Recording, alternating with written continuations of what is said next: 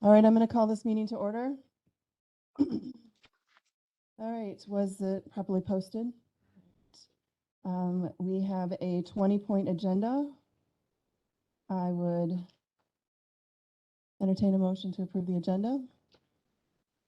Motion by Frank, second by Severson. All those in favor signify by saying aye. Aye. Opposed? All right, we have an agenda. Approved minutes from the November 4th, 2022 public safety meeting. Entertain a motion. Motion by Severson, second by Frank. Any discussion on the minutes? All those in favor signify by saying aye. Aye. Opposed? All right, we have item number 5. It's referendum committee request for more information. So,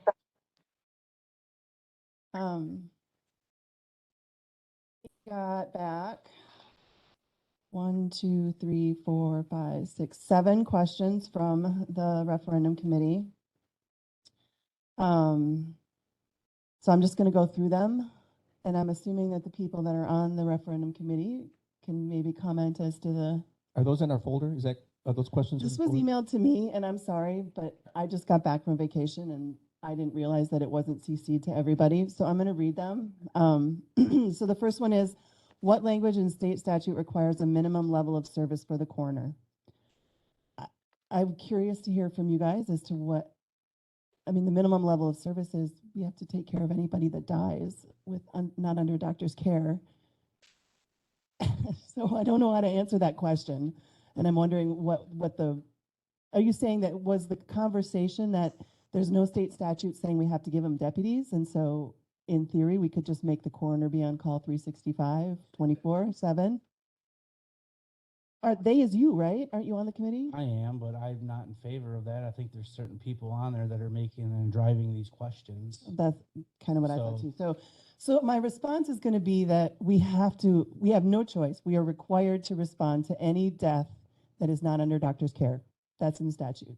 And do we have that statute? I think that should be included in the notes. That's what they're after.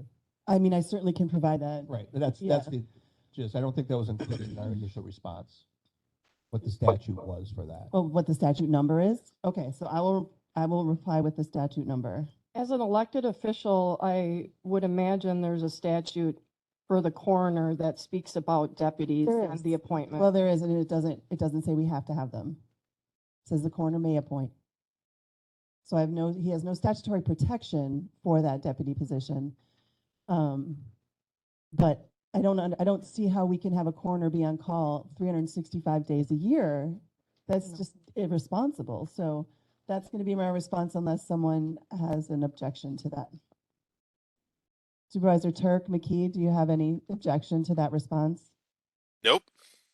Okay. I mean, I think the coroner, I'm sure, I think the coroner's doing an okay job right now. If he wanted to, he could go to autopsy with any death. If he thinks there's any reason to, Yeah. he's the one that gets to determine what bodies are autopsied or not. And correct. Director Gudgeon? You got to talk into the mic.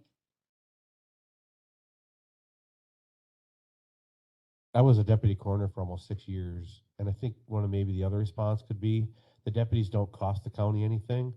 The number of cases they have is going to determine what the payroll is going to be. You're not paying them to be on call. They're not.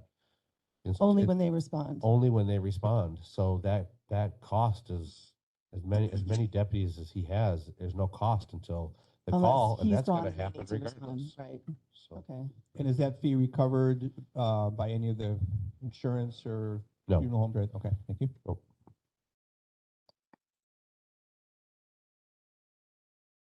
All right, so the next one was, can the clerk of circuit court and district attorney's office produce more increased revenues than projected? Before you guys respond, I'm just going to give you my general response, which was, I think our whole response was to be cautious and saying, yeah, we think we can do more revenues, but we don't want to say something that it's not True. a goal that we can't actually meet. I think that's what we've said. I think we've been very straight up. Right. And you so guys always. and that's going to be my response again, is we've projected what we are comfortable with and are fairly certain they're attainable goals. And you should only say that the revenue only goes with the clerk of court. The DA is a prosecuting agency. It is not appropriate for them to be generating revenue. The statutes are Right. set that revenue, that collections come in through the clerk of court. All 72 counties do it that way. Right, and so Stacy has responded to me with exactly what she just said. So I will include all of that language. Was there specific questions from your perspective as to what? I just would reiterate Stacy's report that she provided us today in our packet explains a lot and in detail Right, yep, of that. And I think maybe that can be included too for the two that wanted to know this information. okay. Okay, Did you say I could view the agenda on here? Did you say I could view the agenda on here? Or did doesn't it look like there's a swimming pool outside his window? Are you in Mexico? I think, Richard, are you in Mexico? Or Florida? Oh, no, he's muted him. Oh, anyway, does look like very pretty water outside that window. Sun rays. Oh, how nice. Okay. So, I mean, Stacy, are you comfortable with that? If I include your report and include the emails that Yeah, you sent me? I- I mean, we all know this. We've talked about this Right. over and I over. kinda So, wrote this in a way that I kind of hoped it would be forwarded yeah. to everyone who doesn't understand. Okay. Yeah. I mean, I feel like we're So- beating a dead horse here because we all have talked about Yeah. it ad Beating a dead nauseam. horse and beating the hell out of us. Yeah. Yeah. So, okay. So that's what I'm going to do for that one. All right. So, this one, budget reductions identified in the 5-year financial plan were in comparison to the adopted 2022 budget, not the actual dollar amount spent at the upcoming end of the fiscal calendar year. Can the committee clarify that they are using the adopted 2022 budget to draw comparisons across departments it oversees? We've also beaten that to death. We've always said it was the 2022 budgets we've Yeah. been comparing to, because we had multiple times where we were talking about the 2023 budget sort of in limbo. So we've been including, it's actually 2023 through 2027 that we've been talking about cuts. So I'll just say, I think we've been very clear that all the departments have been using their 2022 budgets for these comparisons, because that's what the resolution asked us to do. Okay. Yep, okay. All right, that's fine. All right. Can the committee provide statutory constitutional language that mandates an additional position in the DA's office due to Marcy's Law? So the DA did send me the language of that.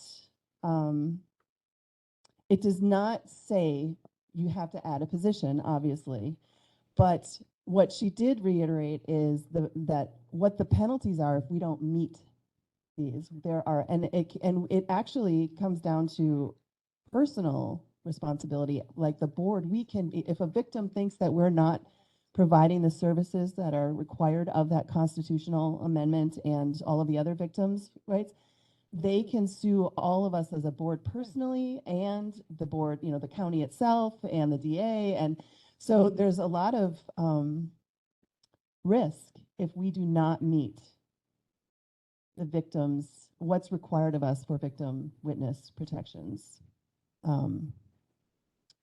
So that's going to be my response, is that, the additional requirements of with the Marcy's Law, it's just more stuff that they have to do to provide, to make sure we're providing for the witnesses in any case. So, so the answer is no, it does not say that they will get, you must provide them with an additional person to provide this. Of course it doesn't say that, because that would be too easy. But, so I will reiterate, I can tell you, I can read part of this if you'd like to know, but I'll include all of it in the report, so you'll see it when it comes to you at the referendum committee. But it really just talks about what the penalties are if we don't meet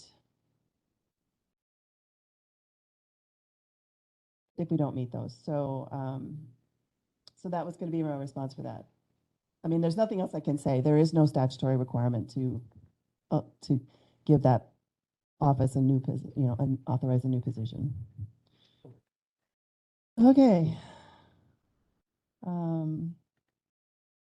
Can the committee provide a high-level overview, i.e. estimated dollar amounts of why housing inmates outside of Richland County is a higher cost than housing them within the county? So I did a little math. So if we were to eliminate, let's just say even one position in the jail, we have been told, and we were told again, the jail inspector was here on Wednesday giving us our closeout for the inspection report, and he did reiterate again that E-Block would for sure get closed. And there are 6 inmates housed in E-Block, but we also have a problem with when you're classified, when inmates come in, they're classified in certain categories, and you can't house some categories together. And if we would eliminate a block, that would further inhibit our ability to separate those inmates, which means we'd have to probably house more than 6 inmates out of county. So I just estimated at 8 inmates, just because I just picked a number. So $65 a day is what it would cost us to house in, which county was the 65? Is that Vernon? Iowa County? Okay, and Iowa County probably is the most likely. But Vernon is equally, so whatever. So $65 a day per inmate, 8 inmates, 365 days is $189,800. That's 2 jailer positions right there. So it would cost us the equivalent of 2, if we eliminate 1 jailer, it will cost us 2 jailers, the equivalent of 2 jailers to house them out of county. We're not saving any money. My point is we're not saving any. Clay, Right, and I didn't even, because once I got the 189, I'm like, well, I don't even need to go in further into the other costs, which would be the deputy time, bringing them back and forth to court, medical costs. Well, that's all included in the 65, but yeah, but and that, not only that, but we still have to have the ability to where do we hold them while they're waiting for court? I mean, we'd still have to put them somewhere. And so there's all sorts of things that would make the financial part of it. So then I said, so on average, we probably now have about 30 inmates a year or a day at any given time. So if you do the math for a year, 30 inmates housed out of county for 1 year, it comes up to $711,750. But we still need dispatch, so we'd still need 7 employees here. Plus, what about nights and weekends? We'd have to have someplace, temporary housing, someplace to put said people.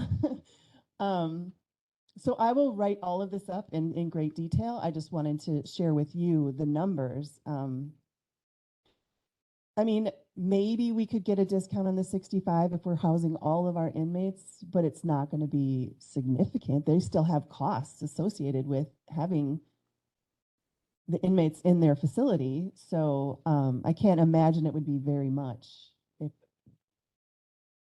they would, I mean, Iowa County has said to me that they would end up, I mean, if we did this on a permanent basis, they made the comment that they would, that they could probably hire our jailers and if they wanted to travel to Dodgeville kind of thing. But, yeah, I mean, but we'd still have to have this. Is it 7? What do you think the minimum for dispatch is? 7? Because I think that's what Iowa has, 7. Are they struggling? Can you talk into your mic? I also think they're running 12-hour shifts, though. They are. Staffing I know they are because I asked about that, how they're Yeah. managing to do with only 7. Yeah, so not that we couldn't do that, but. Right. it's- are there any counties in the state that have closed their jails? No, No. I asked that. So I asked if we there was should any not be the counties. first one. I asked if there was any counties that were sharing a jail or sharing dispatch, and so far there are not. Although there are 2 counties up north that are investigating the possibility of combining their dispatch. Oh, isn't that what Richland County? Hmm?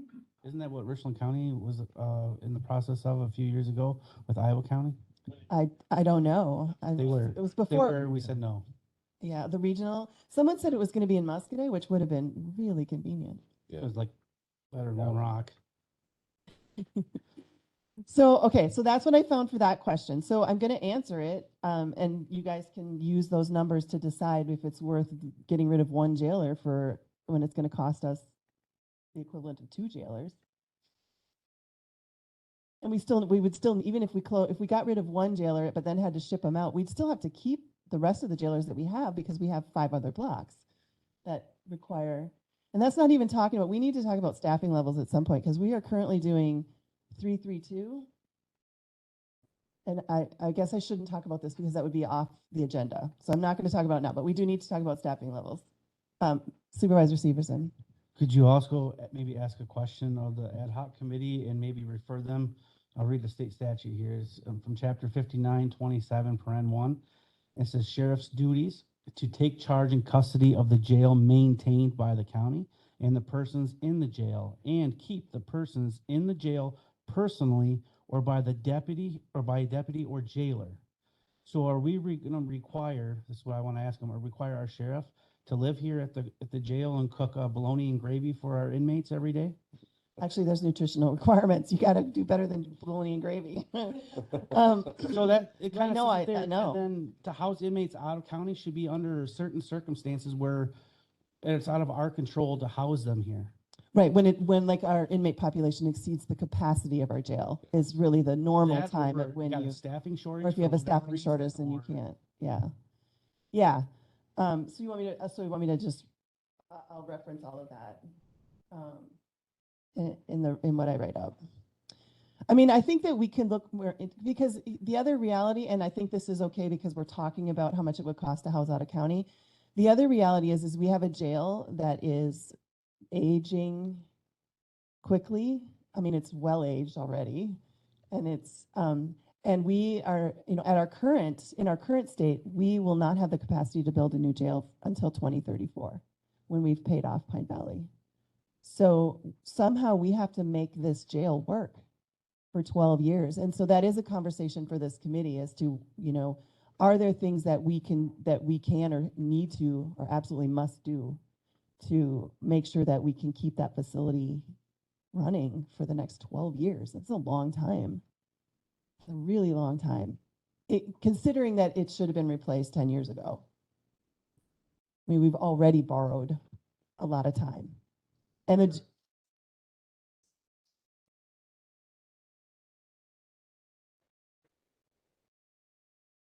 I mean, there's many reasons why I think there's counties that are selling their nursing homes, but that's probably one of them. It's choices. You have to make choices. So anyway, is there anything else I should add to that response? Wasn't there living quarters down in the basement here for the sheriff and the wife? Actually, I think the living quarters were open. Yes, Over yes, there. yes. Third Yeah, floor, you should mention that too, that they used to, we could reopen that. And the children's bedrooms, Because that would be an added cost too, the children's bedrooms were actually in the basements. Yes. So the children's bedrooms were in the basement. Wow. Okay. So, I mean, this all assumes that the sheriff's office has at least some road patrol deputies, because if you're cutting, anyway, okay. If I can comment. Yeah. So this has been an ongoing question for county boards for as long as I can remember. What's the cost? Is it worth housing out? This is not a new question. I think every few years it needs to be clarified. I remember the day when we were looking at $50 a day and we had 10 inmates. And you know what? It kind of broke close if you took out the dispatching section. It doesn't come even close anymore, but these numbers have to be brought. People don't understand, and that's what the clarification is about, is showing that what that cost the really public is. too, because I mean, maybe we Exactly, have the same yes. questions out in the public as to, well, why don't we just ship them to the new jails that are all around us? Right, exactly. And now Crawford is also building a new jail? 2 years, yeah. I mean, if we were going to combine, now would be the time to be talking about that, because if they're in the process, but we don't have the capacity to borrow our half. If we were going to be charged half of it, we don't have the capacity to even borrow our half. So I don't see, no, not at this point. Okay, so I will, and I mean, you guys aren't going to get to see what I mean, well, the committee itself is not, so I'm going to try to represent what you've all said is accurate, and I'll watch the video to make sure I capture it accurately. But you won't be able to see it at committee, I'm going to have to submit it to the referendum committee before I can bring it back to this committee. All right, Resolution 2296 lists several lines in the 5-year financial plan. Did the Public Safety Committee evaluate the need for each line item when additional costs are listed? So those are I know the sheriff's office because one of them was gas, and I know you guys decided to include that in your cuts. I didn't see anything for the other, it was mostly the sheriff's department that had increases built into the 23 budget. I didn't see any other departments that had increases built in. So I'm just going to read through them, and I guess you guys can just tell me if there's any possibilities. So it says, it's really tiny. Add a jail administrator position. We've already talked about that. You didn't add it, and we didn't do it, so that's one. Reclassification for clerical, we did that. Well, We approved They it. approves the increase, but we've been talking with Clint and they still want us to forward it back to Council Netman again for a review to actually have standing to But it's- increase the wage. But it was improved in the 23 budget? Yes. Okay, and we did not say we were going to cut it in 24 to 27. So there's no change there, right? Correct. All right, and then it says, oh my God. It says 818 position for 2024. Oh, the COP grant, that we got rejected, right? Yeah. So we weren't going to add that. And then gas increases, we didn't increase it as much as we said, right? We had an increase for 2023 and then we cut the $25,000 increase back for 2024. So we're back to exactly where we're at for 2022. Okay, so we didn't cut it, but we didn't increase. Well, you did kind of We cut it because We it's increased it from for 20. Yeah, yeah. okay. All right, so ammunition increases, it says estimating 500 increase per year. I'm assuming that's just is what it is and you don't want to mess with that. Cost of ammo went up. Yeah. Increase in training expenses. Well, we know you did put the training expenses on as a possible cut. We as a committee said we didn't want to cut that. But so you did actually include that. Computer maintenance, we have a $2,000 per year for computer increase per year. Did you guys include that in your cuts at all? I didn't see a line item for it, so I don't think so. Okay. Internet costs, there's like $300. I'm not even gonna go there. SRT equipment, I believe We did cut we that. did cut that. Drug task force supply and equipment was also on there, I believe. Lights and telephone and heat increases, I mean, you can't not pay those. Well, I mean, we could try, but. And then increase in jail supplies. Now, did you cut that one because we have a whole bunch of supplies that we got through the grants? Or only for That's 24? only for 2023. We can cut that. Well, money we out. have to, so 2023 is compared to, we did include that. I think we did cut it by, I think it was $2,000. Yeah. Okay. And then the tower project, we have in here contracted support. But we're going to need that. We can't cut that, right? I mean, it's going to cost us that. so that was stuff that, Yeah. Central Square, there's a contract in 2025 for 25,000 and then we're going to have to pay that, right? We could try not to pay it, but. You can't, all the right. dispatch won't work. I know, I'm a little Yeah. sarcastic. I'm really tired. Computer, let's see, generator maintenance, fiber use cost. So we can't cut any of that stuff. So, okay. So my answer is going to be that yes, you did look at it and you did reduce some of them wherever you could. Okay. And then the last one is there a position in the sheriff's department that performs data entry for reports? Is it a redundant service, assuming deputies are the primary authors of information for data entry? Sheriff, I'm going to let you handle that one. So yes, there is positions in the department that perform data entry. We all do. The position they're referring to, do they do redundant data entry? No. Can you, so, yeah, I mean, I appreciate the short and sweet, believe me, but I don't think that that's going to necessarily. So what I want to know is, yeah, can we just say that what Sue's doing is she doesn't just regurgitate their reports? Yeah, I guess, and I'll type this up for you too, but it's not that simple. And she doesn't do, like I said, she really truly doesn't do redundant. The officers do your IBER's data entry. She has a little bit of data entry left on her end. Amber does data entry even. So we all do.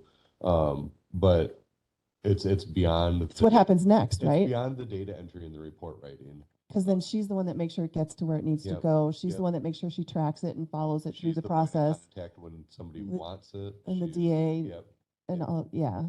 So So that, I think that's what we need to reiterate, is that she's taking what they give her and then making sure it gets to where it needs to go so that due process happens. Is that the right word?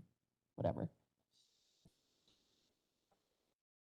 yeah, yeah. I mean, Yeah, it's not it's without all the information, right? it's data entry and it's data flow. Like it's the reports. Yeah, And the deputies aren't going to be running around. yeah. Yeah.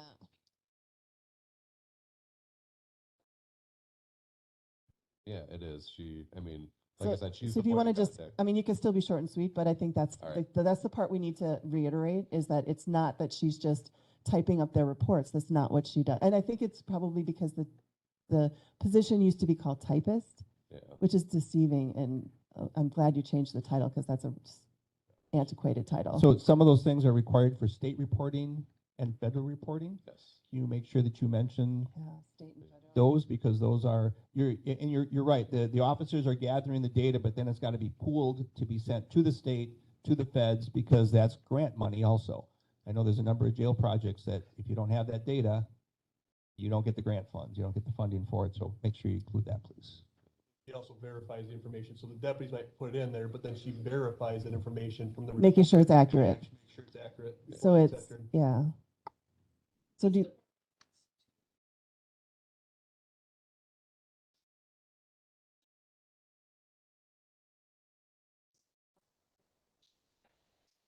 you might want to include that as well. Okay. They love comparison stuff. All right. Is that, you think that answers the question for the committee? Okay. Okay, so that's it. Do we have to talk about it anymore? No, I mean, it's good questions. It's good questions. I mean, I think, I feel like it's probably the same kind of questions that we're gonna get from the public, so we might as well answer them now. Right, and there's questions for almost all of the different committees and different organizations clarifying and then trying to understand the whole picture, so don't feel out. Yes. And Dave, we have 3 of the 5 on this committee. So, These, I feel, were questions that were derived from a couple people.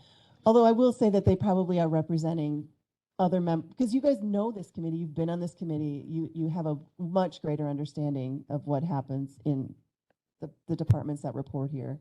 So I'm sure there's going to be other county board members with the same kind of questions, so we might as well just answer it. I just have. So, is there any, I mean, in all seriousness, I didn't mean to like brush people off. Is there anything else we do want to talk about with that, as far as, Jen, do you want to talk about? So it is this committee's recommendation that we do not cut your deputy. That is our recommendation. That's very clear, right? I mean, you guys, our report clearly states that we do not want to cut that position. We think that, and your report will help reiterate that, Yeah. that I will include, because you talked about that if that position gets cut, that's going to affect your office as well. So, I know. Right. So that's my point, is that we are not recommending it be cut. It would make no sense to do that. The only reason that I put on there that it should be included on the referendum is that there is no statutory protection for that position either. And so it becomes a vulnerable position. It is. Right. The only,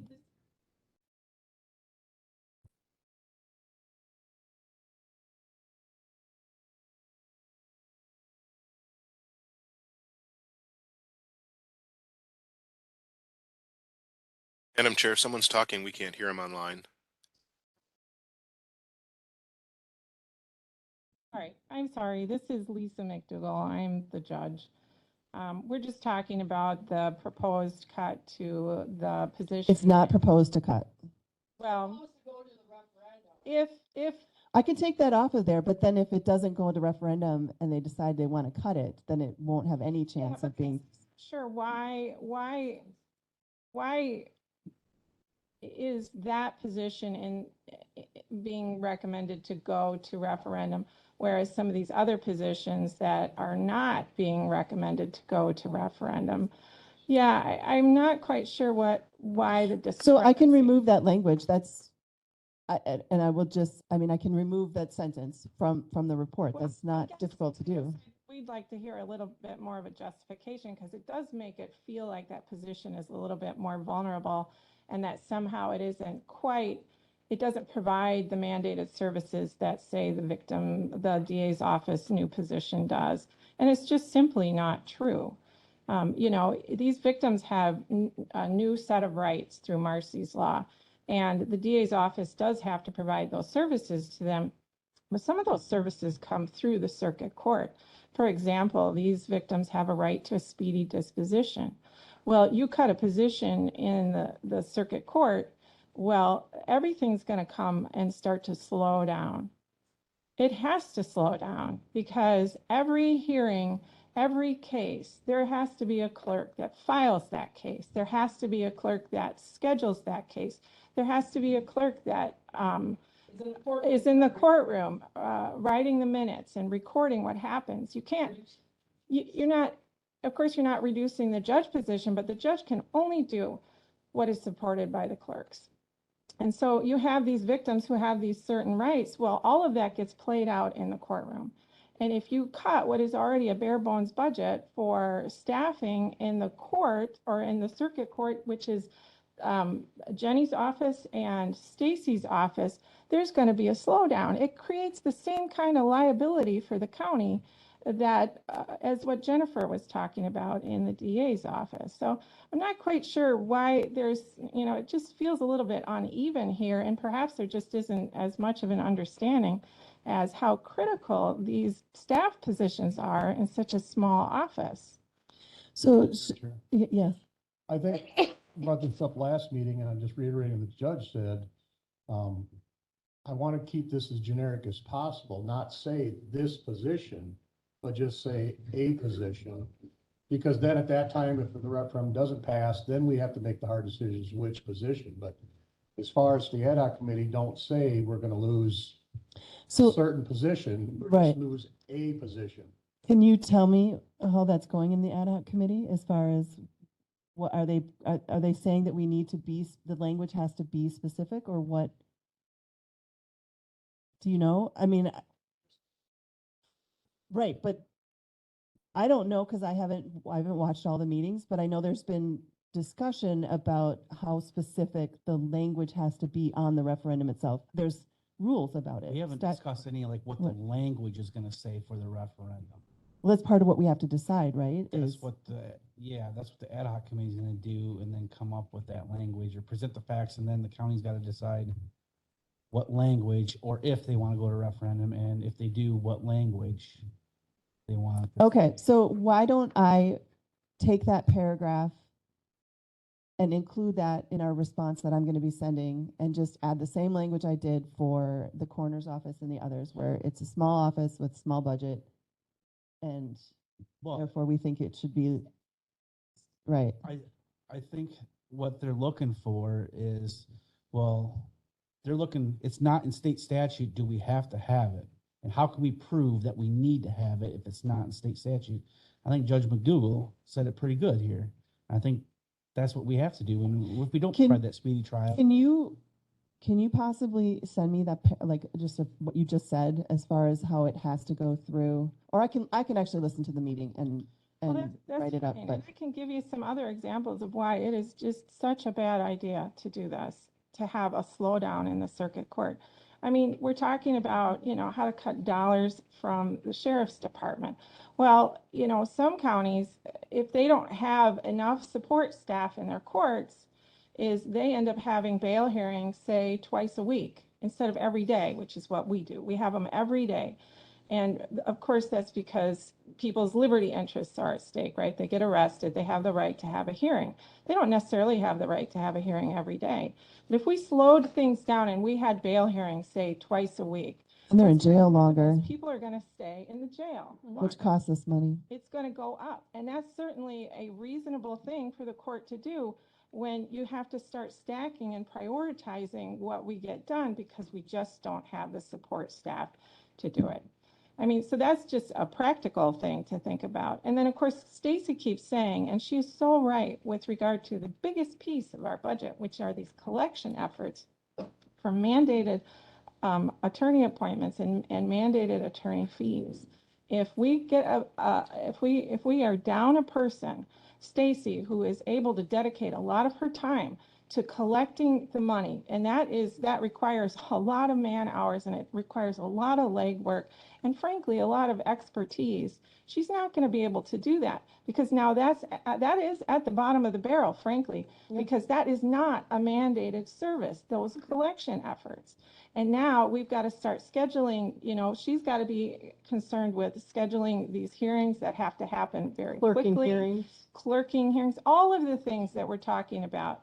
You know, every case that comes in, there has to be the filing, you know, the clerk has to pay attention to all of those things. So what's going to happen is it's going to fall by the wayside. Jenny and I just had a conversation yesterday when she was the only person in the Register and Probate Office, which is what is being proposed here. Her collection efforts were pretty much nil because she didn't have time to do it. And that's the way this is all heading. So I guess, you know, I mean, I'm obviously relatively new at this, and I regret that because I wish I had my sea legs better and we could have jumped in from the beginning and said, hey, look, you know, talk about core services here and talk about a ripple effect throughout the whole system. We're talking about this position here. You know, there is an interplay between all of these departments. And if we're not properly staffed and funded, it's going to affect everything and everybody. So what I'm going to do then, well, I guess I'll ask the committee if that's what you'd like me to do, is essentially include what we've just talked about and say that we want to make our position clearer in that we don't want this position to be vulnerable at all, and that it needs to be maintained for this many reasons. Yeah, that's fine. And I thank you, Judge McDougall. I think your comment about the collections is not a mandated service is very good because you are right. That will fall away if that staff And position Stacy's gets report cut. made that pretty clear too. Right. Yeah. Collections clerk for the courts by And- statute, but it's not a Mandated. That is the lowest priority. The priority is running the day-to-day court for the judges, for the public. And I think that loss of revenue should be noted Right. in our And comment. you did talk about that. Right, in and so I your- want to yeah. make sure in that response that we're including that, because I I'll think probably that's a include key it with point. your response, Yeah, Stacy, exactly. since So you I already wanna make talked sure we about get it. both. I'll add on everything else we've And talked. those are real numbers. I looked at where our revenues were at prior to when I got that fourth position, which is now the position that you're talking about cutting. So I looked at, and since we've had that position, that's where our revenues went up. And then particularly in the last couple of years, our revenues got even better because we were able to provide the support staff that was needed in that office. So they then could be doing the groundwork on like setting up the parts of the collections then that I need to work with. There's things that have to happen. And so they're better able to identify things. It's just it's a more well-oiled machine now. And so think of it not as 2 positions there, 3 positions here. Think of it as 5 positions in your circuit court. And if you need to compare that with any other county, I encourage you to do so because it will be less than everybody around us. When you ask how many people do you have total between your register and probate, JA, and clerk of court office, because most of them have 5 people, like close to that at least in their clerk of court office alone. So I know we're not overstaffed. She's not overstaffed, I'm not overstaffed. And just to be So- clear, their duties are distinct, but they work in the same system, and so they understand and Right. they're able to right. get into the system and they can help cover when they need to, and they do work together as a team. Yeah, I mean, we've seen that over and over in the last few years, so that's been very clear. Supervisor Voice. Do you want to put your mic on and talk into your mic?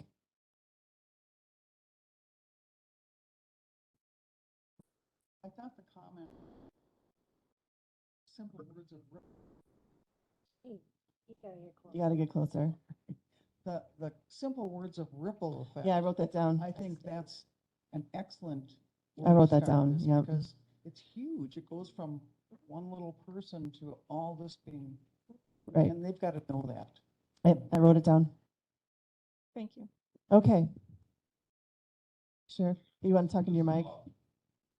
This is off their topic, but back onto mine. But they reminded me, the jail, the staffing cut. Sanctions go away, revenue from sanctions go away. Right, I don't yep. know if you factored that in here. So, Yeah.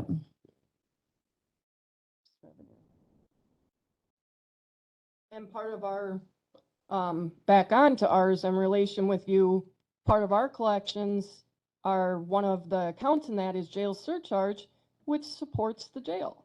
So if you don't have the clerk of court being able to collect money, that's gonna be a direct fallout. And, also Health and Human Services, the alcohol assessment program.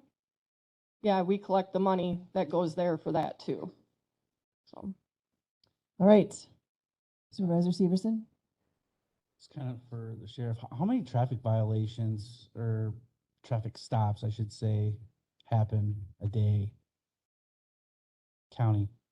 Both. Well, obviously, there's a violation that was committed, so that's why they stopped and got that. So They don't give many warnings if you look at our Right. little warning things, So- so they're tickets. So I've been listening and kind of keeping track. I've heard one, like, you know, in an hour period, like 10 people got pulled over. Now, do those 10 people get a traffic citation? Because obviously they're just not pulling them over to pull them over. There's got to be a reason. Right. So if they got cited, that's 10 people that hour. So if there's like 30 citations in one day, and then tomorrow there's 29, there's like 50 citations now that the clerk of court now has got to process, and every one of those citations has the ability to go see and go in front of Judge McDougal. Yeah. Every one of them is calendared. Every one of them has a fine, unless they're dismissed. Every one of them gets collected through the clerk of court. Right. So if we get rid of all our deputies, we wouldn't have that, but I shouldn't joke about that because it's totally not funny. Okay. So does that, so I will include all of the things we've just talked about in the response. I'll add it with, because you also touch on it in your report. Explain the ripple effect. You do, yeah. So I really appreciate you guys going to bat for us on that.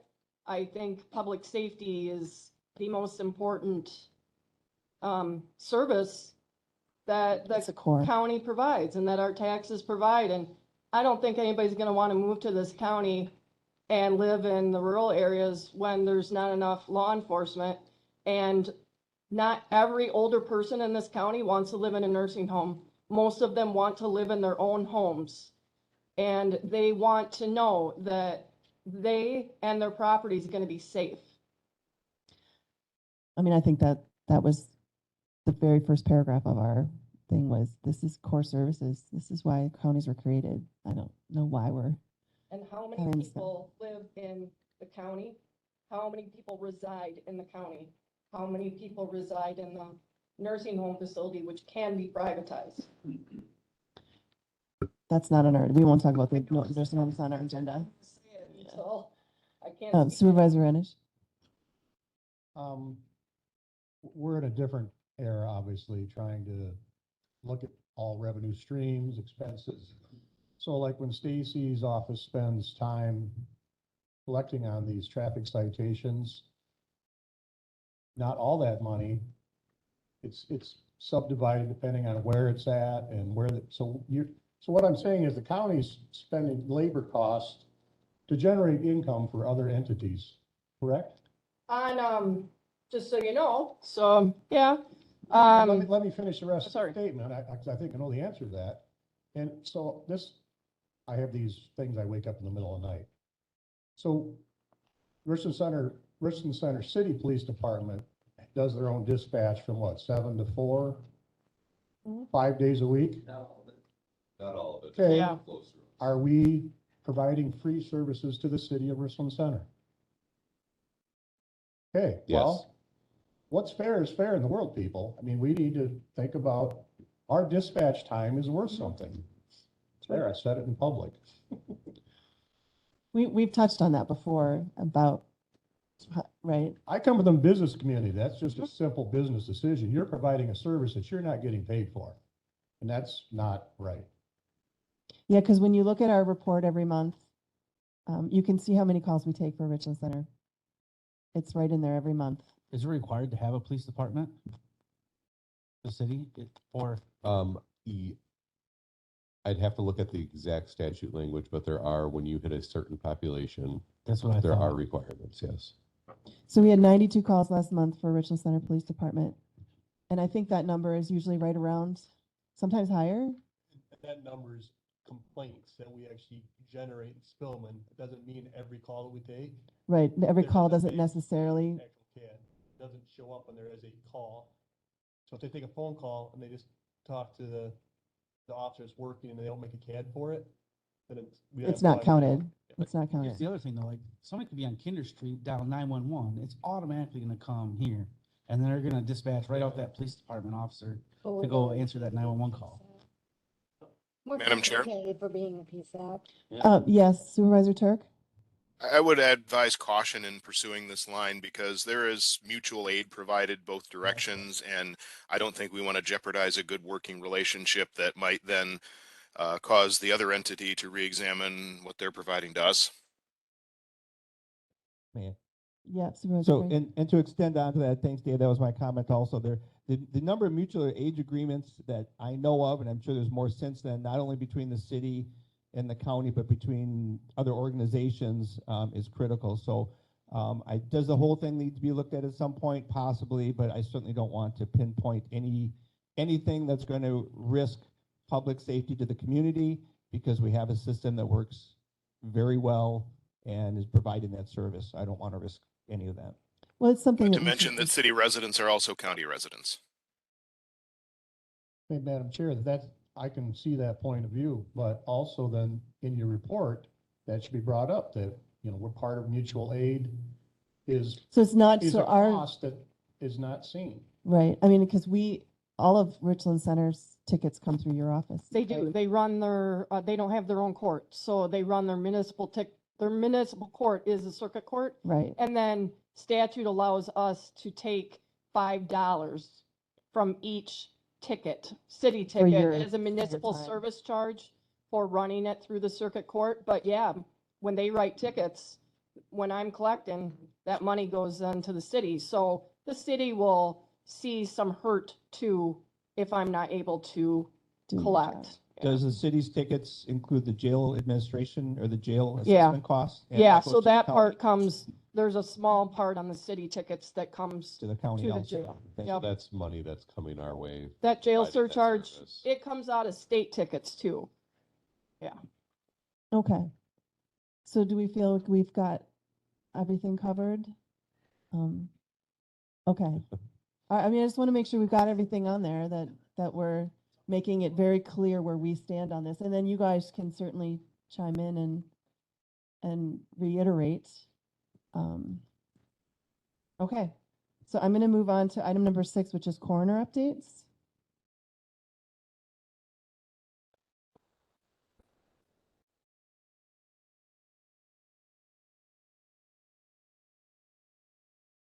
11 total cases for November, 6 heart-related deaths, 4 cancer deaths, 1 dementia.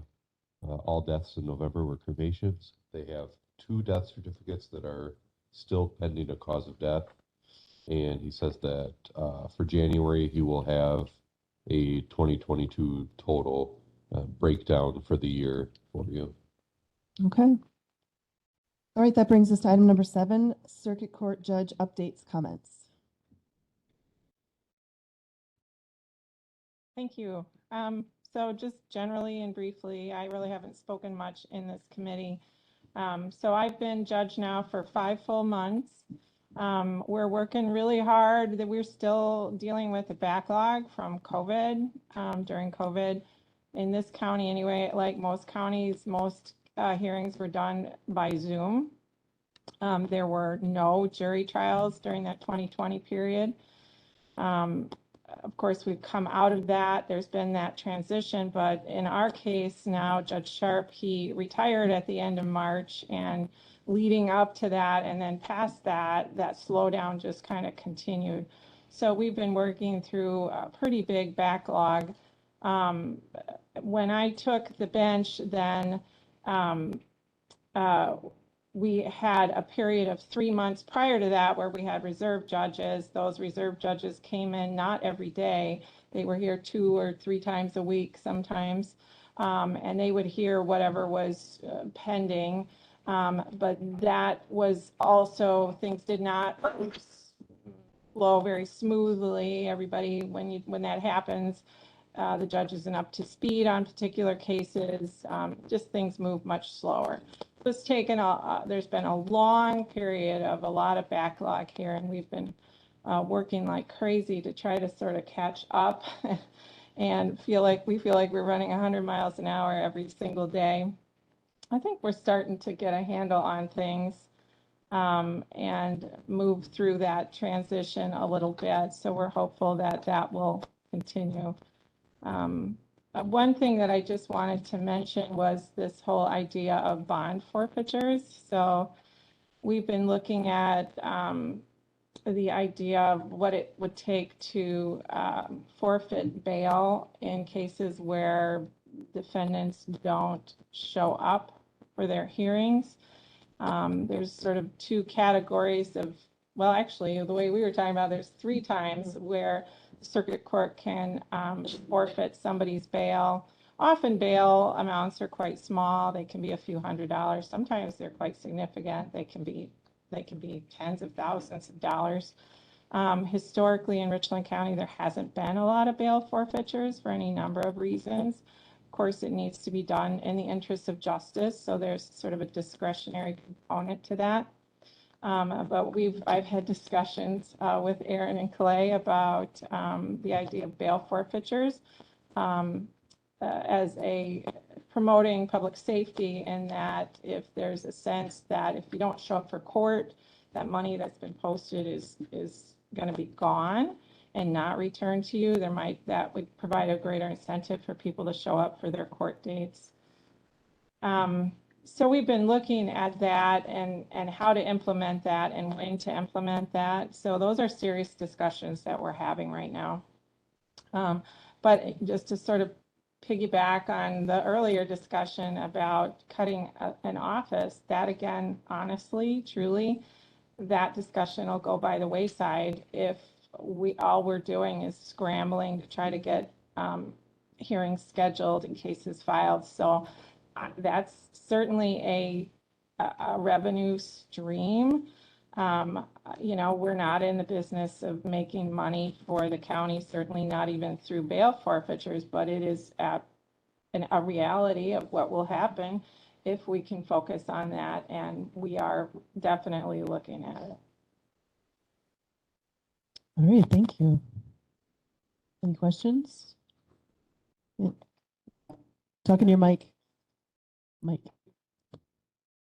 I'm new to this, so I don't know all this stuff, but my understanding always was that if somebody posted bail and didn't show up, that they lost that money. Isn't that? No, I mean, it can happen that way, but it doesn't happen that way. And historically in this county, that's not what has occurred. So they got the money back even if they didn't show up? Well, so the third way that you can lose bail money by statutorily by not showing up for court. You can be subject to forfeiture if you violate the other conditions of your bail. So the court will set conditions of release that are other than just showing up for court.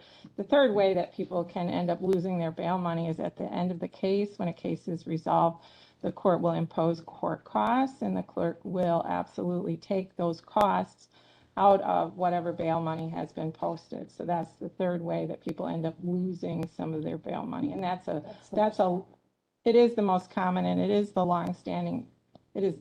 most longstanding policy in this county in terms of how people end up losing their bail money. Just as a piece of information. So misdemeanor court costs are $443, and felony bail or court costs are $518. So if and when the court imposes those at the conclusion of a case, that money can come out of the bail money. And other money too. But of those amounts, it's only about $81 that stays with the county. The rest go to the state. And so other things that would be imposed, like when a judge says fine and cost, there would be other monies within there that would go to the county. So if a person has cash bond already on the case, it's being managed by the clerk. The clerk automatically takes the money out of the bond and applies it to the accounts, including for restitution.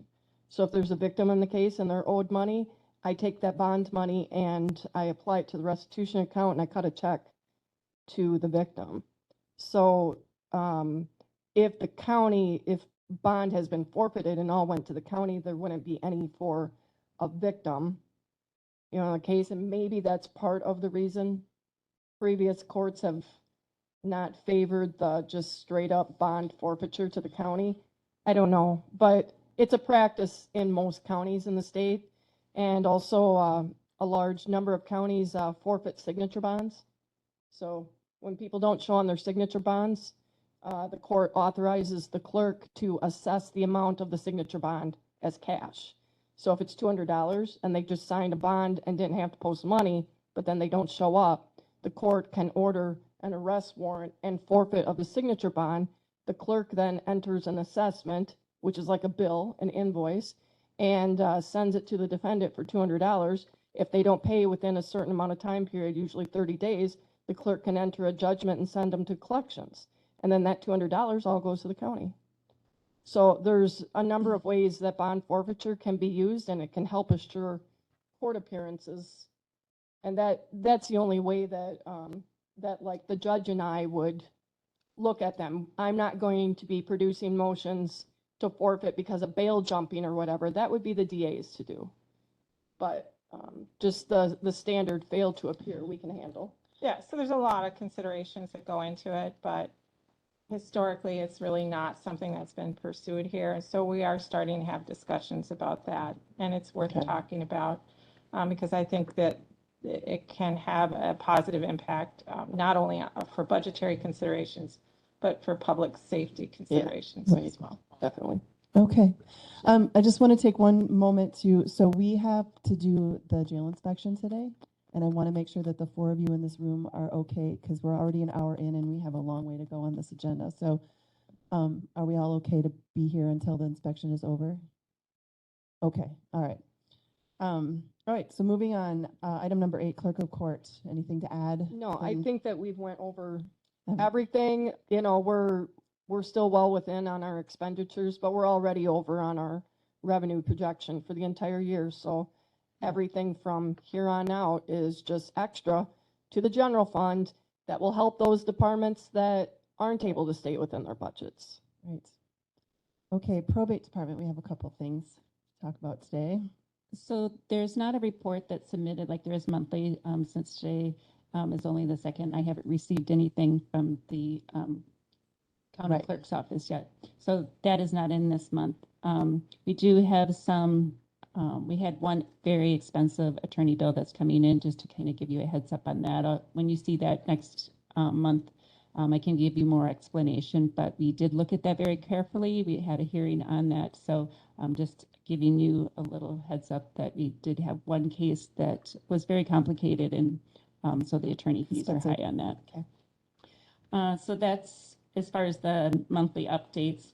Then on the agenda item B, so I am requesting that I be able to advertise for my deputy position. So I'm not sure if all of you are aware of that, but because of the vulnerability of that position and the possibility of it going to referendum and all of this talk, I was very hopeful that Veronica would stay in the probate office. I anticipated that things were working well. We had a very good relationship with the clerk of court's office, but because of that position being uncertain, she has now decided to take the position in the district attorney's office, which, you know, so all of this last year's training will help her in that position as well.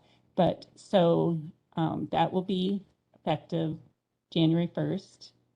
And so that does leave me with an open position. I know, so it is budgeted for 2023 with the exception of the insurance because the last two deputies did not take insurance. So I just wanted to remind you that the insurance was cut as a possible cut.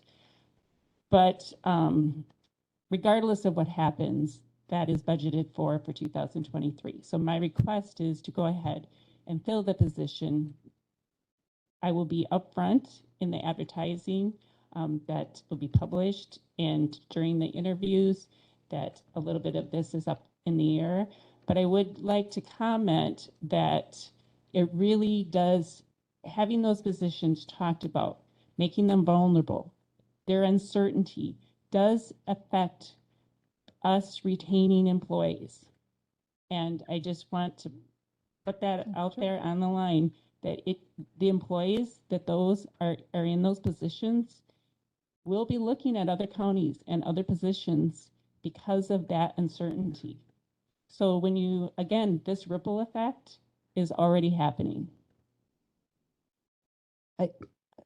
Understood. I mean, we know that. It's just, I mean, I think everyone probably feels vulnerable. It's, you know, in some respect, because we know that we don't know yet where, even if the referendum were to pass, we're still going to be vulnerable as far as what we can afford and can't afford and where cuts are going to be made. So it is what it is. But, so do you need a motion to go ahead and advertise and, right? I I would so move, I would say. Go ahead. I have a motion. Do I have a second? Second by Renish. Any discussion? I mean, the good news is I think that for the immediate future, like the referendum committee is going to have to make a decision and a recommendation in January. County board's got, so a lot of the uncertainty, at least in the short term, will be answered in January. So if that helps at all. It does, because I was originally thinking that uncertainty would remain till maybe April. No, because we have to make a decision about what we would put on the referendum in January, because then it has to go through all the proper channels before it can be on a referendum. So, okay. So I have a motion and a second. Any other discussion on her advertising for the deputy clerk position? All those in favor signify by saying aye. Aye. Opposed? All right. We can go ahead and advertise. District attorney update. I heard from her in a response. One last thing. I did want to say thank you to this committee. I do feel like that you do listen and hear what we have to say. And Melissa's come in and met. I do feel like a lot of time, effort, and work has gone into hearing this. So I don't know how the other committees feel, but I do appreciate the effort that this committee puts forth. We'll see what happens, but hopefully, I honestly, when I put it on there as the referendum, was thinking I was protecting that position, because that if it were to come up, like, then at least it would have, but in hindsight, I feel like the language is not, I should not have put the language that way. So we'll fix it and we'll change our recommendation and move forward.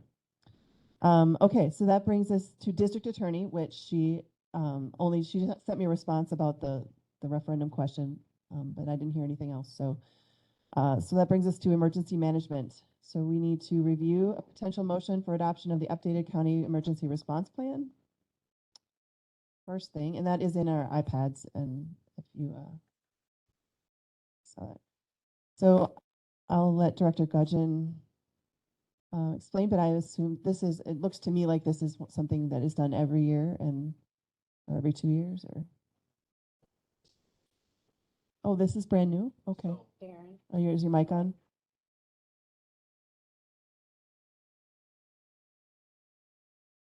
So I guess I should rephrase that. It's not brand new. Every county per statute 323 is required to have an emergency either response plan or operations plan. And for the last, going back to 1972 when it was first required, I believe, we've utilized an emergency operations plan format using annexes that were specific to tasks, I guess, rather than support functions.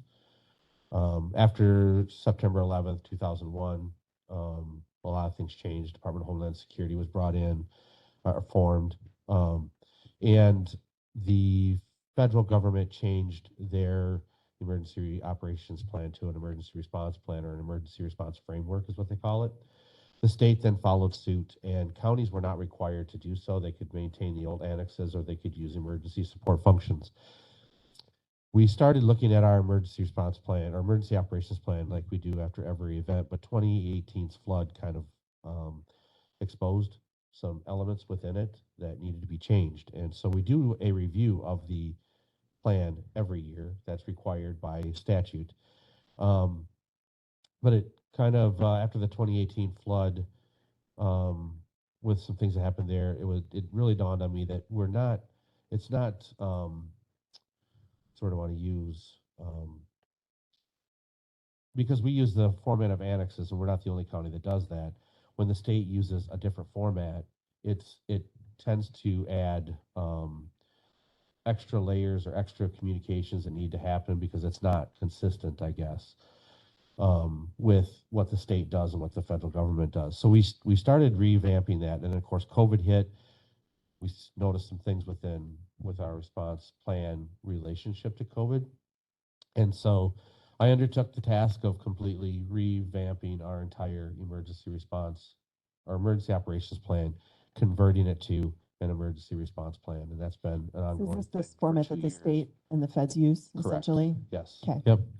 So I did not include in your packet all items because the plan, the basic plan itself is pretty extensive. But I do want to go over a couple of the items within the plan. So the basic plan itself is 47 pages long, and it speaks to about when will we activate the Emergency Operations Center and at what level.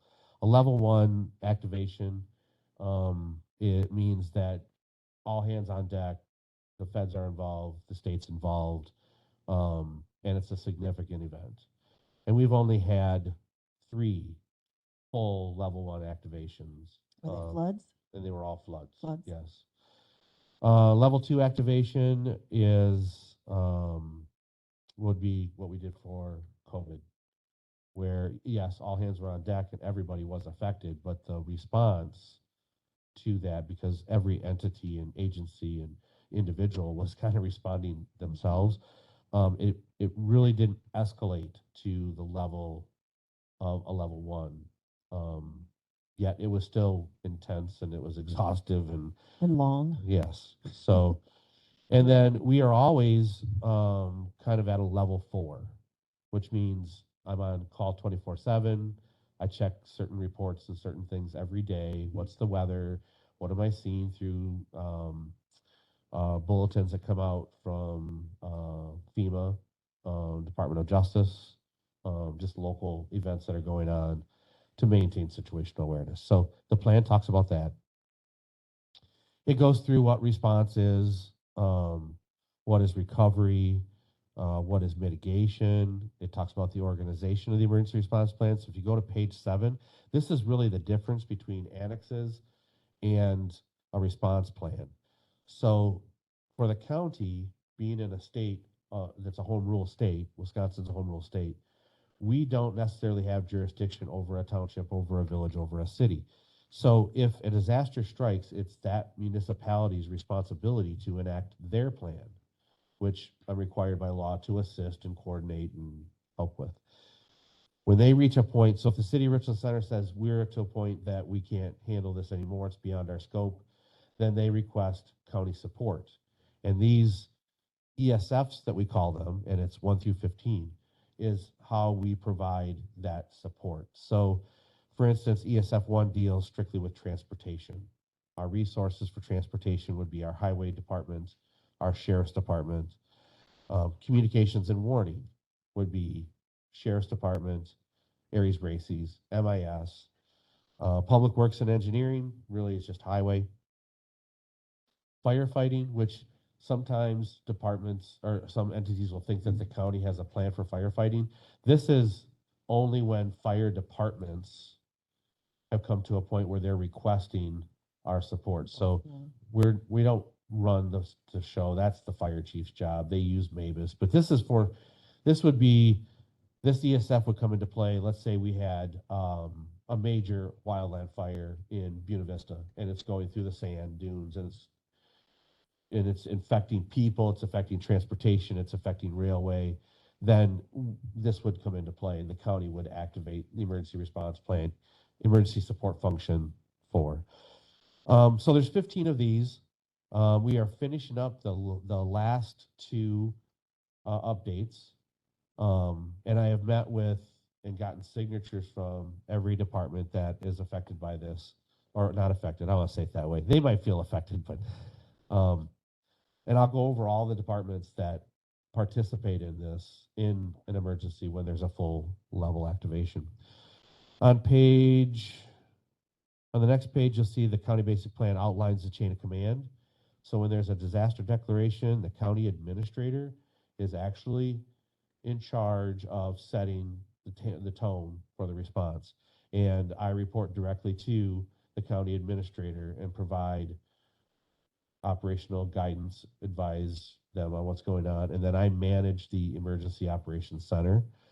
Below me is our public information officer, and they operate under emergency support function 15. Who is our public information officer? Angie Reisner. Oh, okay. And then we get it broke down into different areas such as operations, planning, logistics, and finance.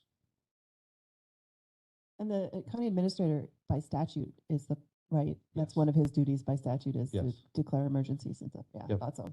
The county administrator and the sheriff has the ability to make an emergency declaration in the interest of public safety too. Yes. I think Supervisor Frank had a question. Yeah. Oh, okay. The next table 1, ESF overview, you can kind of see what ESF, what the scope of it is. So I won't read those to you, but it's basically all hazards, all encompassing of an emergency situation.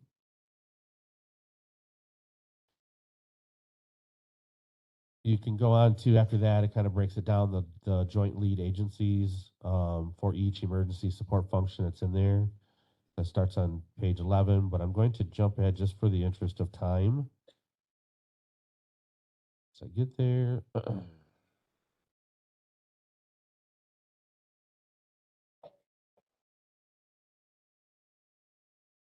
So if you go to page 27. Actually, I have a question on page Yes. 20. Sure. So it's the plan development and maintenance it's talking about. So it says in carrying out this responsibility, Richland County government will develop a core planning team composed of emergency management director and representatives. So have you done that? Like, do you have a group is that the LEPC or what is that group and who's doing that to make sure it Yeah. happens? So the core group are the individuals that I have to obtain signatures on, recognizing that they have gone through that emergency support function and that they can do what it says they can do. So like land conservation and the highway department. Public and health nurse, the health DNR and people services and- director. Yes. Okay, so you meet with all of them individually or as a group? It depends. It depends on if we're looking at it after a response, then we might do it as a group. If I'm reviewing it just on an annual basis, then I will usually forward that to, let's say it's a ESF 6, mass care, human needs, so I'd send that to the human services director, Okay. public health director, or manager, anybody else that's a lead agency, and I'm doing the review, please review it, let's get together on such date. So the review is Okay. more individual. And then it says the plan will be reviewed annually, and I assume that's by this body, or? I do the annual review as a part of my plan of work, and then any changes that need to be made, then I would bring them forward to Okay. you once this plan is promulgated by the county board in December. Okay, yeah, I just was trying to understand what our role was in this too. So, okay, so now to page 27, you said? Yep. So on page 27, this is, it leads out agency responsibilities. And there is what's sort of a legend that you use. L stands for lead agency, S is for supporting responsibilities, JL is joint lead responsibilities, and lead advisory abilities. And you can see on the side the county entities. So for my office, I'm involved with each of these support functions in one form or fashion, whether it's joint lead, supporting, or lead. Our LEPC is involved, Richland County Human Services, Public Health, Sheriff's Department, Administrator, Coroner, Highway Department, Zoning, MIS, Land Conservation, Forestry Unit here locally, our wardens, Vernon County Hazmat Team, the Fire Mavis Division 150, Fire Chiefs Mutual Aid Association, EMS Services, the Long-Term Recovery Committee of Southwest Wisconsin, which very few people know that even exists, but it does. It started in 2007. And that's the body that comes together, takes donations, and handles case management for victims of tornadoes and disasters. Didn't know that. ADRC of Eagle County or Country Extension, Aries Racy, Salvation Army, and Red Cross. So when there's a full activation of the EOC, there's typically a representative from every one of those entities, either virtually or in the EOC itself. So that's kind of the piece that I wanted to show you. We also did include how a municipality can request the National Guard. There's a glossary of terms because we say we're not supposed to use mnemonics, but we use them all the time. So the glossary of terms is in there. And then here, I'm sorry, taking up people's time. Just trying to find the page. The legal basis. So a lot of questions have been brought up about legal standards and whatever.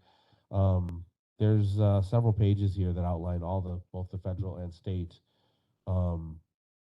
statutes that Why we're require required to do it. why we're required to do what we're doing. Yes. So, and then there's the local ordinance as well. So in total, the basic plan is 47 pages. Each emergency support function, the document itself ranges from as small as 8 pages, as large as 30 pages. So it's been an undertaking, but we're finally to the end, and looking for for you to approve a resolution for county board to promulgate the plan. Question. So in the hierarchy, I don't see the county board chair. Has that been fully replaced by the county board administrator? Yes. Yeah.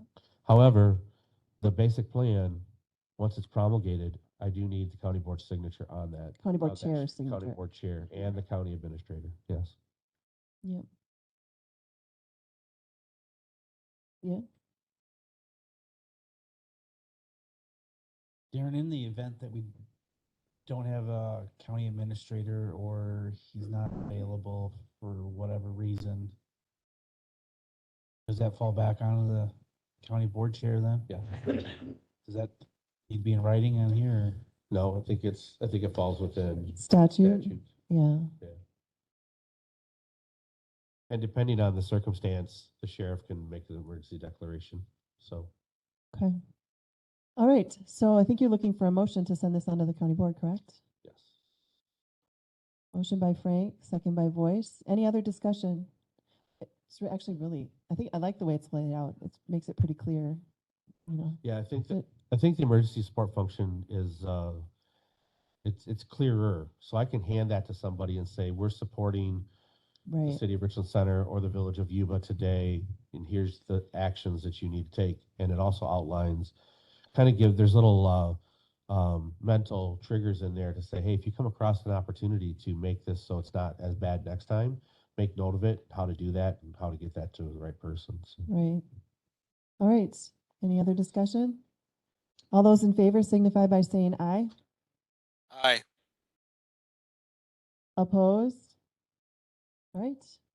Bring it to county board. And the next thing is the contract, right? John's contract? Yes. All right. I'm just trying to figure out how to get back there.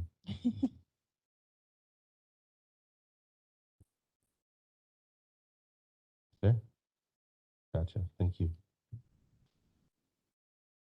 So this is an annual contract that has been coming. Is it every 2 years? We've been doing 2 years, yes. Yep, there was some discussion prior to me being responsible to this committee about whether it was going to be maybe a 1 year or 2 year, but it was chosen then to continue with 2 year. So the contract was initially written by Attorney Southwick the last time it was 2 brought years ago. forward. Yes, Attorney Wendell had looked at it. So the only changes to it are basically the scope and the dollar amount that goes to it. What changed in the scope? What changed in the scope is the emergency operations plan has now been updated because it was a task that John and I did together. Okay. Um, So you added language that he would help you with that plan? yes. Okay, Yep. So that task has now been completed, okay. and we have a new requirement starting January 1 of 2023 for the emergency management office. This is a state requirement or federal? Both. Both? Okay, Well, under the Stafford Act, okay. which provides the funding for the emergency management performance grant that funds the office. Okay. So we just completed our all hazards mitigation plan update, and we did a pretty extensive update. We're actually gaining some traction and getting some momentum on maybe this plan is going to come to life and do some things. So I included in his contract for him to maintain that update, to add to it as we move forward over the course of the next year, 2 years, so that we're not losing data and that we're keeping that, documented within our plan. Okay. The other thing that all 72 counties and the tribes have to do starting in January 1st of 2023 is what's called an integrated preparedness plan initiative. What that entails is we have to develop a survey, reach out to the public, reach out to all of the entities in the county that are a part of the emergency response family, so fire, law enforcement, public works, EMS, the coroner's office, public health, health and human services, all those entities that are in the emergency support function. We have to create a survey, send that out to them, and basically get their feedback on what do you feel is our greatest vulnerability in the county? What do you feel like you're most vulnerable to in regards to lack of training or lack of exercising? What does your entity, what could your entity bring to the table? If you had that training or if you participated in that exercise? It's basically developing a 5-year county-specific training and exercising program based on what we feel or what our folks in our By county exercising, feel. do you mean emergency exercises? Yeah. Okay, like not that, right, physical. right. Just clarifying. Yeah. Yeah. So, for instance, when we were talking at our regional meeting, the Sauk County emergency manager stated that 2 of the items that they've been talking about a lot within Sauk County is human trafficking and active threats because of the international population they have working at the water parks. Human trafficking is a big issue. Because of all the other stuff that they have going on, they feel active threat. For Richland County, our threats might be different. We obviously know that flooding is a significant issue for us. We've got how many class 1, 2, 3 trout streams, plus the Pine River, plus the Kickapoo River, plus the Wisconsin River. So flooding is up there, but what other hazards do we have? Those departments would then chime in, maybe the sheriff's department chimes in and says, hey, you know what? I've got to turn over in staff. I would really like to have some incident command training.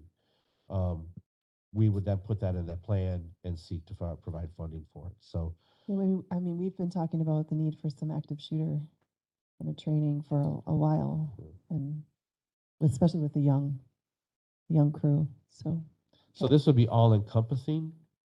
The public might chime in and say, hey, we as the public, we would really love to have a workshop on, maybe it's watches and warnings, what they really mean, or how to receive watches and warnings, what tools are out there, or how do I properly sandbag to protect my home from flooding? And we would look to try to provide that. So it's a whole community approach to our training and exercising, rather than in the past, it's just been well-conducted exercise on hazardous chemicals, conduct an exercise on this, and then you check the box. they want it to be more encompassing and more inclusive. So it's going to take some work. I think it's going to pay big dividends for us as a county because it will allow me to be more specific with what training and exercising we do have here, specific to our hazards and our needs. So did you have to increase his contract numbers in order to add all these things?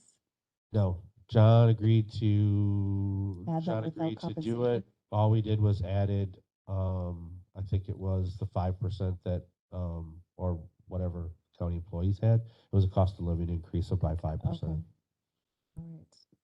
So charges for service, if you look in there, so the emergency management support agreed upon sum, that's for 2 years, is $21,230. And the support for EPCRA is What's the report for 19,000. EPCRA? Emergency Planning and Community Right to Know Act for hazardous materials is $19,500. And is part of his salary covered by the grant that we? Both. All of that is covered. Covered by the Yeah. grant that we received for emergency? Yeah, so the 19,500 is covered nearly 100% by the fees that we get from the state of Wisconsin that businesses pay in. For hazardous then material? The 21,230 is a part of the emergency management program. Okay. All right, so you need a motion to approve this 2-year contract? I'm assuming then we send it on to finance? Or does it go, or is it good to go then? I think it has to go to county board though. County board? I Okay. think it comes from here to county board. I'll have to ask. Ask Clint, Yeah. okay. All right, I would entertain a motion. I'll move. Motion by Severson, second by Frank. Any questions or just further discussion? All right, all those in favor signify by saying aye. Aye. Opposed? All right, And if I may, just, I see that on the agenda, do you need to leave? no, the part where it says, like monthly updates and reports. Ye- It looks like that For the might have sheriff's got, department? no, for emergency management. It used to say monthly update and report. Oh, and it got deleted? I think it accidentally, one of the other 2 items got on there. Yeah. So I guess the only thing I'd like to bring up to this committee, per Administrator Langford, I'd mentioned in the last meeting that the emergency management truck was out of commission. Mm-hmm, you did. And the total bill is $2,911. So we can't, okay, did you pay it? So it's over $2,000. So I went to, as per rule, I went to Clint, got his permission to expend the funds. We talked about it, and he felt it's necessary to repair it, so he gave me approval. But it may cause me to be over budget. Over budget. Because the budget is extremely tight. So it could be anywhere from, I haven't seen the reports. They usually come out 4th or 5th. But there's very little wiggle room in that budget. So chances are I may be over. Okay. Once I get December's reports, he asked me to provide it in a writing How to much him. it will be over? Yeah. So, but I don't have that, so I'll Right. I'll present it to you in January. January, okay. Yeah. All right, that sounds good. Anything else from emergency management? Okay. All right, so that brings us to item number 12, approve monthly invoices and other sheriff department reports. I didn't see invoices in there. Did I miss it?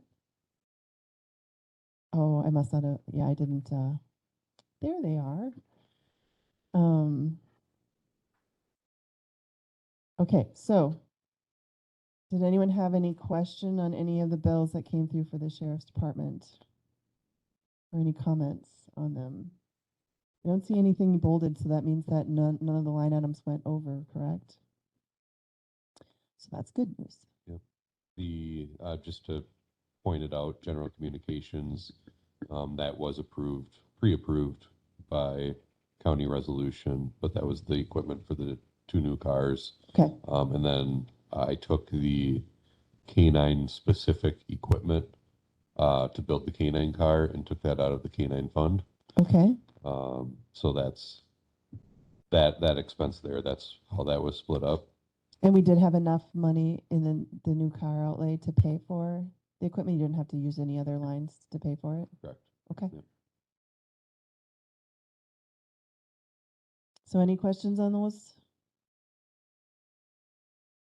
Number 19, dental care. Is that something that it's obviously just like going to the hospital too, that we gotta It's care for their dental? just like that. We can It's- charge insurance if they have it. We but charge, we otherwise- can charge insurance if they have it, but otherwise it'll sit as a balance on their inmate account. Okay, So it's not like them getting a routine visit. This is like they emergency. had like a tooth pain and Yeah. whatever. So in like I said, it'll sit as a balance if somebody puts money on their books, that money will go towards the building. So Like canteen money, yeah, that account? yeah, Okay. exactly. All right, would someone like to make a motion to approve the bills? Motion by Renish, second by Frank. Any discussion? All those in favor signify by saying aye. Aye. Opposed? Bills are. All right, so that brings us to, And then I'll do the oh, your other monthly reports. report as Yep. well. So 50 bookings on the month of November. Average number of inmates housed 38. Is that 200 because of sanctions? Partially, yes. Yeah. Yep. Partially, and we had a slightly busier month for bookings as well. So we only had 3 sanctions. Okay. We had 3 sanctions. So monthly complaints 273. Traffic citations issued 38.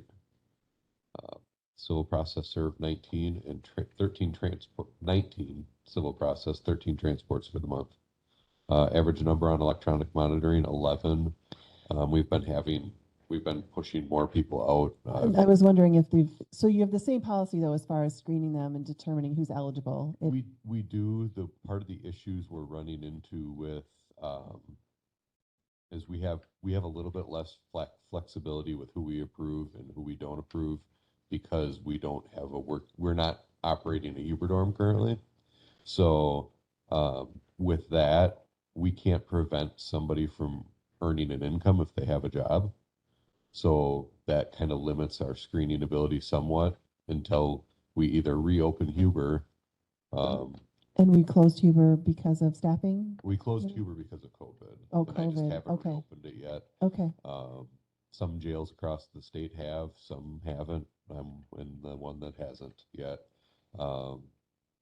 It helps us control the in and out traffic and the potential of bringing stuff in. So it's something I kind of want to revisit again in the new year, but currently we're not running a Huber program. The issue being is that when somebody's granted Huber, I as the sheriff can't prevent them from gaining an income then. So that's why our electronic monitoring numbers are going up. So if somebody has Huber and they find a job, I have to find a way to get them to, earn an income. okay. All right,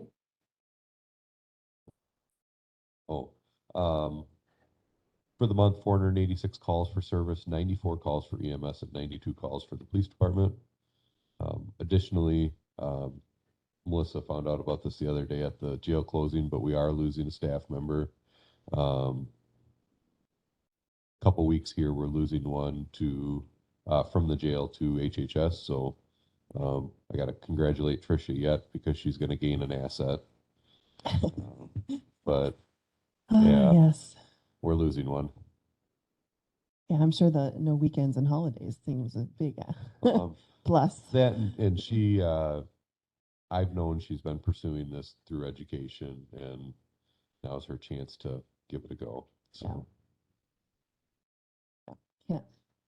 Yes. I'm just curious, the ones who are on electronic monitoring, they have to pay for that, right? Correct. Is Yep. that cheaper than having them in jail for a day? They actually do pay more to be out on electronic monitoring than what we would have charged for a Huber fee. Oh, Yeah. okay. Yeah, because we have to pay for the additional equipment for the GPS monitoring. So that has to also be added then into the cost of Huber. Can you increase your Huber fee? We can, yeah. I think we increased it. It was a few years ago, didn't we? We increased it. I feel like it maybe once since like maybe early on when I was first on thought this we committee, like switched- when we switched 18 or, vendors, we yeah. increased it. I feel like we had a conversation about Huber rates and I wrote it in the 89 because it talks about the Huber rates in the 89, the ordinance, doesn't it? Yes, I'd have to look. I think it does. I think we set the rate through our ordinance. If I'm remembering, but anyway, And okay. then do they pay that in advance? Yes, so they pay 2 weeks up front when we put them out on electronic monitoring. So you guys don't get stiffed on anything? Yeah, no, Okay. yeah, if they don't pay us, we pull them back in, so. Okay, anything else for the reports? Or for you? No. Okay, so then we would move on to item number 13, approve Motorola Solutions invoice for geomapping project. So this That invoice in here? this has kind of been in the works for a little while now, and I'm gonna have to let Barb probably do the technical talking on this, but this is going to allow us to make a few upgrades and hopefully maybe get rid of some additional maps we're using in the dispatch center. So is this an expected expenditure in our budget? Please It tell me, should have been. Yeah, I don't know. like an equipment line? I don't know that we budgeted for this. It might fall under computer. How much is it? Because I don't see it anywhere in our, Oh, sorry, we were taking it out of 911. oh, it's in the invoice. Okay, it's on our invoices, our bill, number 15. Okay. So it's $31,326.03. Okay. Barb, do you want to elaborate on? So this was not an expected expense, Well, but it something we're is. doing to We've try been- to, I mean, it's something we've been discussing for over a year now, Barb. Almost 3. Almost 3. Okay. okay. Yeah. What will it do in a nutshell? In a nutshell, This allows when we put a CAD on, it has to do with the CAD system Okay. and mapping out the calls to the CAD system. There are still 2 other maps. There's still the Insight map that the 911 populates to, but this takes those maps and puts them together. And so when we have to do geo-validation on our stuff, we have to integrate all of these systems because our CAD system and our 911 system are separate. not the same. Right. So this brings them together. Okay. And is this going to be every year? This is No, it won't be that. it's a one-time cost? Yes. Yep. Okay. and then the other thing allows eventually this is going to allow us to, so these maps will also populate inside the squad cars. Mhm. So if dispatch creates a call, they create a CAD, that call will pop up on a map in the squad car, so they can know that there's a call available, there is an open call wherever in the county, Gillian. And and- presumably they could, and it would give them direction, if they needed directions, it Well, would give them yeah, directions or whatever. down the road. Yeah. That's the thing. The other thing this would do is this is kind of a stepping stone towards, and the module is slipping me, Barb. Try the tracking one, the squad tracking. Oh, through the state. No, No? the one through Spillman, Oh, because I budgeted for that. oh, okay. Yeah, Um, I can't think what it is. it's the Basically, GPS tracking of your vehicles. Then it also puts our squad cars on that same map, wherever they are in the county. Okay. So you can see Closest dispatch. Who's closest and. who's closest and right. dispatch accordingly, yes. Okay. Seems like a good thing. And we do have money. I mean, it's not black, so I'm supposing we're not overspending whatever line item this is charged to. Budget. So who's doing the updates on this? How often are those done? That is How's it- part of the grant that we're waiting to hear back from. All right, that was applied for the grant part. Thank you. Okay. So Would someone like to make a motion to approve that expenditure? Motion by Frank. Second by, I'll second. second by Turk. Any other discussion? All those in favor signify by saying aye. Aye. Opposed? All right, have your approval. Okay, that brings us to approval to hire casuals for the sheriff's office. I thought you guys had approval to hire casuals. Is this, I think we've always brought it. in front of like every the time it candidates comes that up, we have- just, I think we yeah. do have to bring. Okay, every single time? Yeah. Okay. I can double check.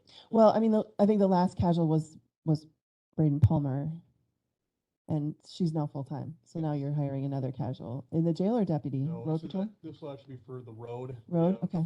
Two candidates actually went to the academy with Coy, our newest road deputy, who's now training on the road. Two of these guys went to academy, so they are certified. They are going through they still have classes to take to get all their credits. But they are looking to work part-time to get kind of their feet wet.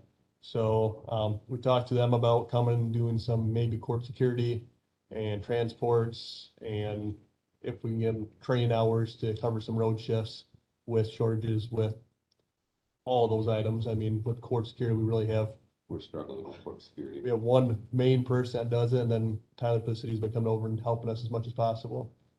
So, are we gonna have have we filled all the openings that we know about on road right now? Because we hired, All of our full-time road openings are filled. are- After the retirement, we did fill that. Yeah. The other issue we have currently is we do have a deputy who's out on injury. And so he will return at some point, but we have that vacancy on the schedule right now too. Okay. All right. Would someone like to make a motion to approve the? Motion by Frank, second by voice. Any other discussion on this? It's great to have two. Certified. Yeah, yeah. I was gonna say qualified, but yeah, that's, Yeah. yeah. Okay, any other discussion or questions? All those in favor signify by saying aye. Aye. Opposed? All right. That brings us to discussion of contracting law enforcement services for outlying villages. So I did not put the contract back in the folder, but it is in last month's folder. So where we left this was that I needed to see how many more hours I could get. So I reached out to Lone Rock seems pretty firm at 20 hours. That's what they want to do. And I have had some more discussions with the village president in Lone Rock. I've also been talking with the village president in Cazenovia. They spoke as a board and came back with they wanted to do 2 to 3 hours a week. So I've since went back to them and said, can you do 5? And I'm waiting to hear back on that. But that still gets us to only 25 hours a week, which is going to leave us some money to come up with if we were to 15 hire hours. another. It's actually slightly less than 15 hours if you base it off of the 2,068 hours a year. Okay. So, yep. It was like 14.76 hours. So 15 hours. Yeah. Okay. But so I mean I have not got an answer back. I think the Cazenovia board meets next on the 14th. So the other thing too, on that original contract that I had shared with you guys, realized we had missed FICA in my figures. So I did go back to both of them with a different hourly number. I increased it. We still would have covered our costs, what we had already done, except for I don't know that it would have covered wear and tear, fuel. That was where I was like, no, we need to bump it up a little bit. So I did increase it $2 an hour. Lone Rock was good with it. Cazenovia has not discussed it yet. So the gist of the matter is that we can't provide these services unless we hire a position. And right now, we would not be able to cover the cost of that full position with outside contracts. Yeah. So we would be essentially asking to add a position of a half-time, not quite half-time position to the sheriff's department out of the sheriff's department's operating budget. I'm struggling with this right now because again, same conversation as the jail administrator. I'm having a hard time even having the conversation about adding a position when we're still in this state of trying to determine what we're doing. If it was fully funded, no question, right? I mean, no question, but it's not. And we don't know that we have any other real communities because Viola, like you said, they're partly in a different county, which complicates matters dramatically. Like, what are they going to do? Yeah. Stop at the county line when someone, City boundaries would cover that, if they covered the city. I don't know. I mean, I guess Viola would be the other, but they have their own force, right? And They- is that, they do. have they indicated that they need help or want help at all? They have not indicated that they need nor want help, so. Yeah. Who's the chief up there now? Chad is It is still the still, chief. oh, Yep. then yeah, okay. Yep. So, Chad. Yeah. Well, only one of those is full-time, so, yeah. anyway, so, I mean, it seems reasonable that, I mean, there aren't any other communities that you could even really approach, right? Unless there would be a township that would be interested in Oh, and having you enforce their ordinances. doing the same thing, yep. Yeah. So just to clarify, CAS is interested in our deputies just enforcing their ordinances, not necessarily patrolling around, right? It's It really would be, I some mean, patrolling, but it would be at a set amount of hours a week. I have to imagine there would only be so much ordinance enforcement. right? that Like would how be much done. violations going on up So- there? So that would afford them probably a dedicated patrolman for X amount of hours. a week. But 3 hours a week is very Yeah. minimal. So if you can't go to a dedicated patrolman, can the casuals, would that be something you would consider having them either fill shifts for officers that could go up there that would help us eliminate the need of a full-time and yet using the casuals to fill in some of So, those gaps? Like for Casanova, I'm pretty confident we can cover that amount of hours for Casanova. It's Lone Rock where I question, and That's 20 hours. I mean, that's a lot of time. yeah. That's a lot of time. So And they want more than just enforcing ordinances there. They want they want presence. Yeah. Yes. Yep. They want presence. They want their ordinance enforced. The way the contract's worded now, it's like I will select a deputy. They will have a person to have like an intimate knowledge of the community, to be in the community, to get to know the community. I think with casual, I would have to probably retract that, and like you'll get one of our 5 casual employees that'll cover those hours. Right, or the casual covers that officer while they're up there Yeah, doing that work. yeah. So they could still get a dedicated one and the casuals would cover anytime the dedicated officer is in Lone Rock.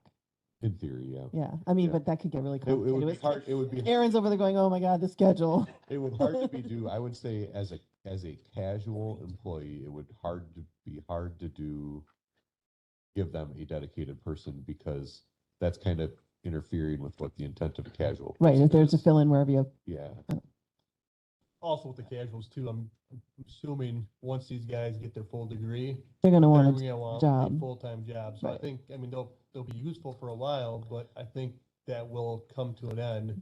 Once they have the sooner or later. experience that they're Exactly. attractive to other departments. Yeah. So is there a ripple effect if we didn't have any coverage in law? Well, they have their own officer right now. They're asking us. they do not. Oh, they do not have. No. Did they used to? They did. He recently resigned, so So they usually have it. they usually They have. usually what have their own. they're looking, and actually it's a circuit court thing, so ripple effect. Lone Rock currently has a municipal court. They do not want to have a municipal court. Casanova does not have a new municipal court, and they don't want to start one. So they do. Not much right now. Not much right now. Well, there's but- nobody because there's ticketing nobody anybody. doing it right now. Yeah, so they want their municipal ordinances to be seen. Yeah, so yes, ripple effect. But if we say no, if we say we can't provide you with 20 hours, then they're going to have to instate their own officer again. Yep. So they have not dissolved their department as of yet, and they're Right. waiting To see what we say. what we're going to do. So- Otherwise, they'll fill their Because I've made vacancy. that, I have made that clear to both of them that I feel that I need to add staff. And that. In order if- to do it. If I'm unable to add staff, I don't know that I can do this. So I've been upfront with them on that. I mean, I guess that is the other option, is that you just look at it as, a road patrol that's not on their normal route. They would be just in these areas, Yeah. and it would just be covering the cost of one of your deputies. But I think that we're already understaffed as far as comparisons with other. Yeah, and I think, I don't know, counties. maybe further to your point, we're already covering this area. Now we're just kind of more dedicating a person to it. Like even when their staff is on scene, we're going down to help them. But we wouldn't be enforcing their ordinances for sure. We would not, Right now, you're not enforcing their ordinances. without some sort of MOU. written or- agreement, we yeah. would not be able to enforce Enforce their their ordinances. Yep. Supervisor Severson? With how lovely our county government works and daily year-to-year operations that we do, next year decide not to allow this or provide funding for covering those local municipalities. Is it gonna fall back on them, or are you gonna tell them that, hey, you probably should just keep some equipment and stuff on hand? Because what if we say, no, we're not gonna fund this anymore? Then it falls Next back on year? them, or are you, there's just gonna be like, well, you still gotta cover it anyway, whether you're here or not. So, right? I 'Cause mean, they're still part of the county. The way the contract's written is either party can back out. Terminate at each time, Yeah. at any time. So, I mean, to that same point, and not that I want to beat this drum, but I should, is that if they decide to back out and we hire a full-time person, now we're funding that full-time person or cutting them. So it's a risk. Two-way street. It's a two-way street. Yep. But for the village, a little bit bigger, because they have to go back, they have to buy a squad car. Yep. They have to reestablish systems that are already in place. So both parties to consider. And, to answer the question, as I, worked with officer down there for a while, you'd be looking at that officer doing his job. People online can't hear you. Sorry. Sorry. Not gonna go through that whole spiel again, but you'd be looking at, when I was active down there, I was 20 hours every other week or every 2 weeks, 20 hours. You'd be looking at probably 15 to 20 additional cases coming into your office a month, because that's what, when I did court down there, that's what they were seeing, if the officers engaged and out and about, so. All right, so committee, what would you like to do? I mean, I feel like I can't answer right now. It's not great timing. It's terrible timing. Yeah. It's terrible. I mean, I feel like even if we waited till the referendum question is like after January, when we kind of know, I don't know. I mean, I guess it's up to you guys. If someone wants to make a motion to try to send this through to finance, right? It would have to go through finance.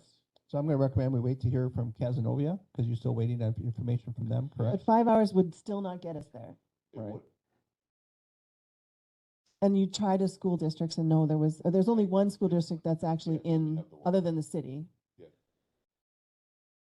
Ithaca. Yeah, I don't know that they really, I didn't get the feeling from talking with Julie that that's something they're interested in.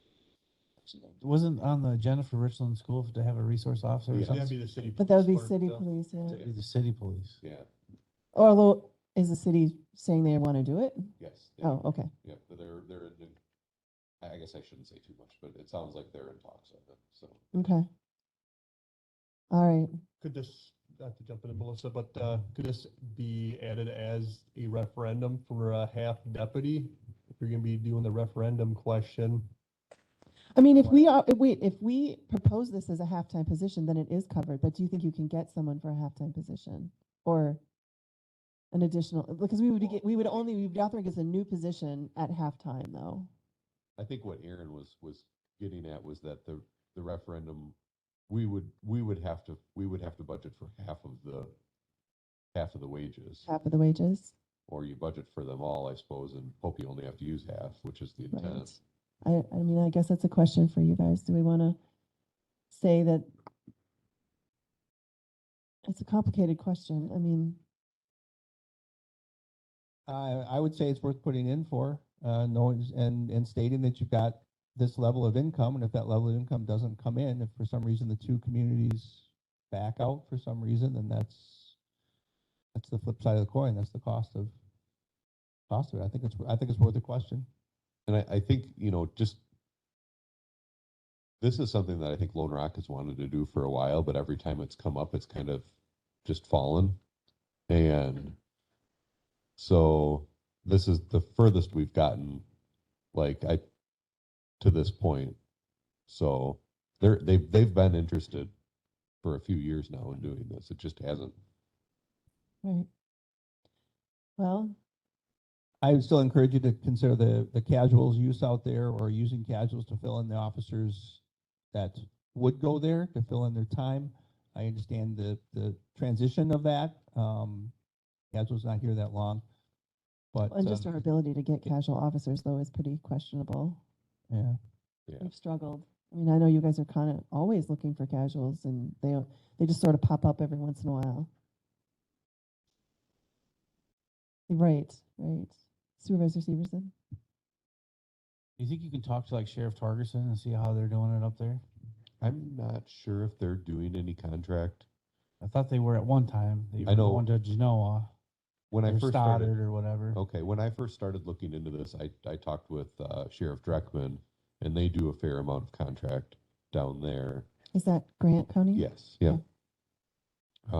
So that was kind of where I mean, that is where I got our contract from, our sample contract.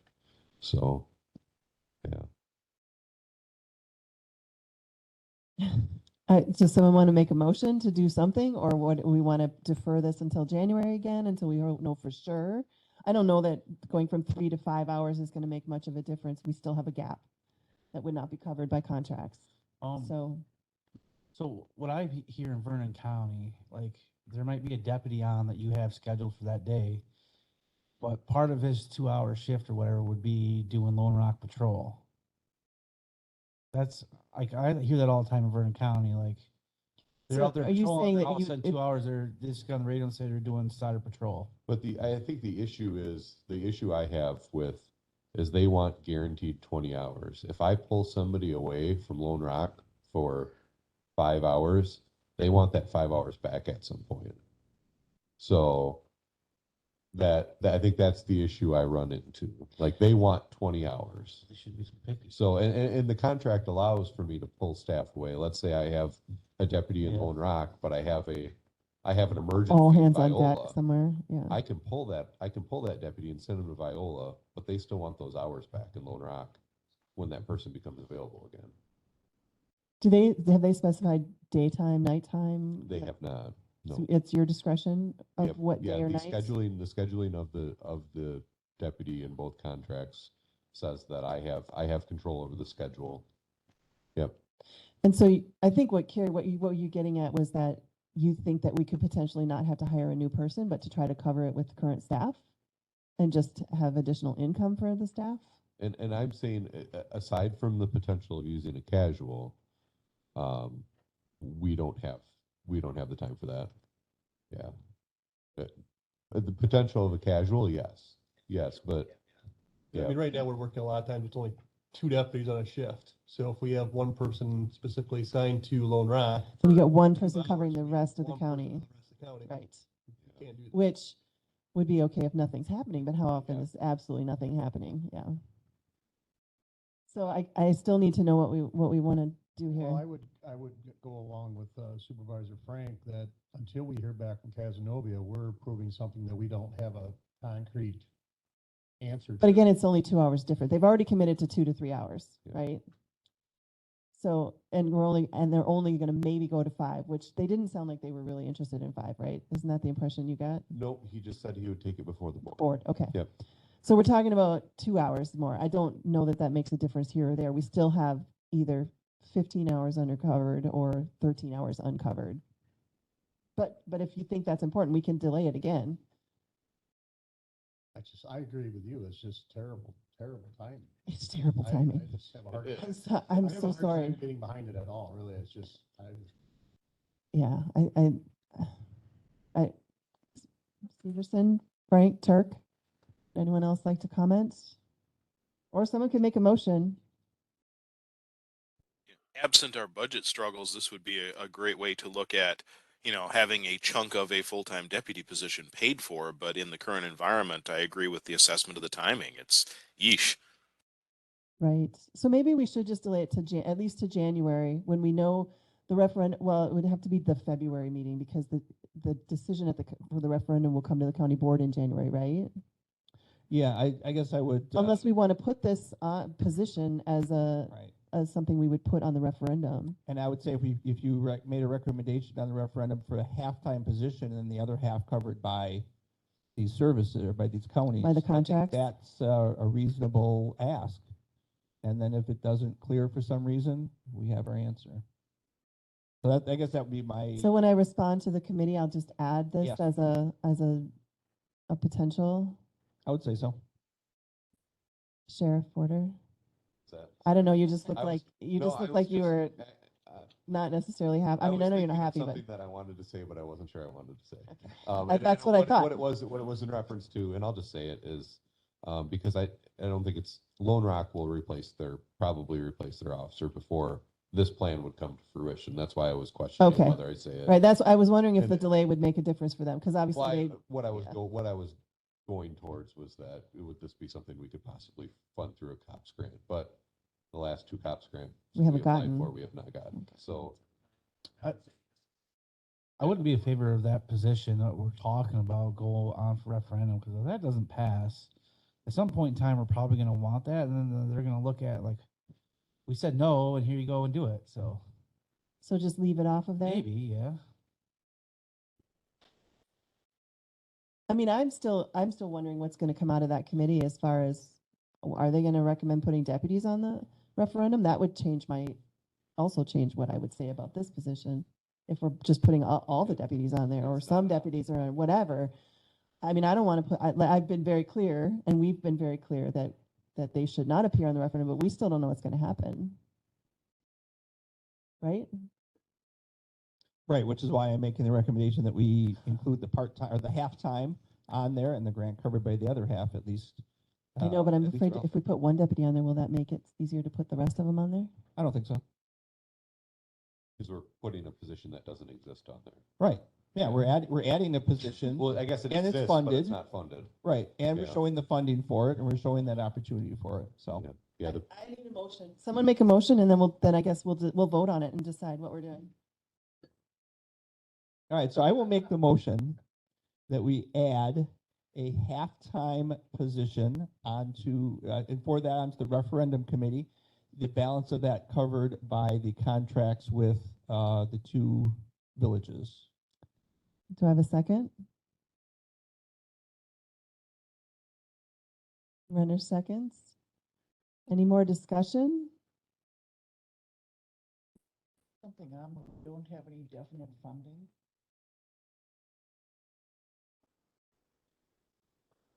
Well, we have, you mean as far as from the city, from Lone Rock and from Kaz? Or what do you mean? Is your mic on? Yes. Okay, just get closer. Maybe if we waited a month until January to discuss this again, and you were to tell Lone Rock that it looks pretty dismal because you need 3 more hours. Maybe that little bit of a threat would work. I don't. Okay, so I have a motion and a second. Should we do roll call? All right, can you do roll call? I'm not supposed to do it. Just look at a person and say their name and. As long as it's not the same one every single time. So if we do a roll call again and you chose to go with Barb, well, then you can't start with her next time. You gotta start. Start with someone else. Oh. No, you need a microphone. Okay.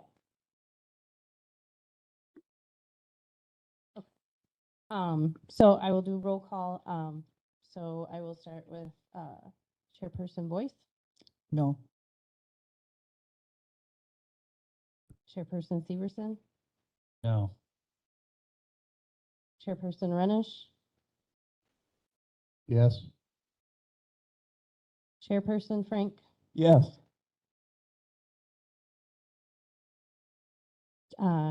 Chairperson Luck, No. Chairperson Turk, No.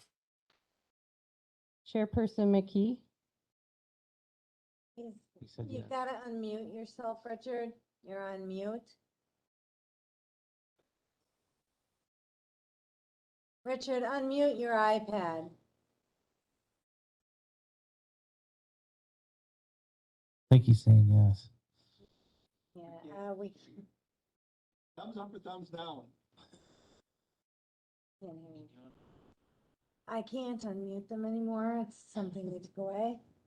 You just got to hit the. Hit the No. screen and then the mute button will show up again. If you tap the screen. Down the lower left. Left or Does it matter if he votes yes or no? Is it? because it's already a already done. decided. two. Yeah. It's 4 no's to 2 yeses.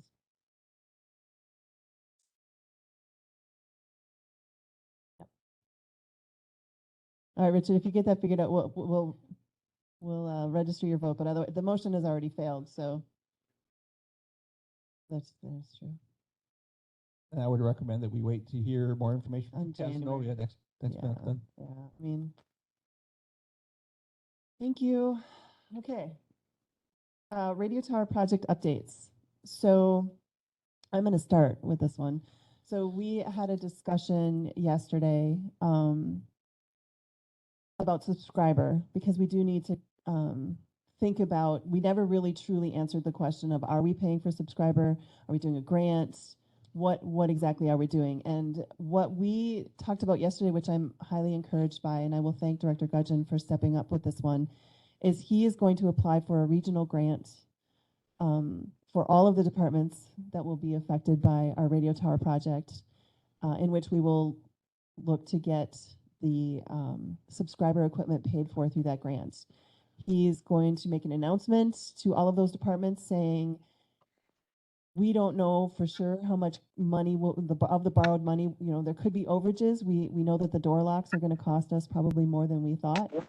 And so we are going to, we are not sure how much money will be left for subscriber equipment when we get to the final stretch of the radio tower project. So we're going to make sure that that's understood. There may be some money left, and there may be some possibility for us to be able to grant out some money for subscriber equipment. But this regional grant is going to be our best bet for getting as much equipment as possible to all of our users. Did I summarize that appropriately or accurately? Subscriber equipment is the equipment going to the agencies, their mobile equipment, their Correct. portables. Their that they radios. want to identify. For the most part, it's handhelds, right? Handhelds and mobiles. Mobiles, yeah. P25. P25. They need to be P25 compatible. Right, if they're able to upgrade their current equipment, obviously have it.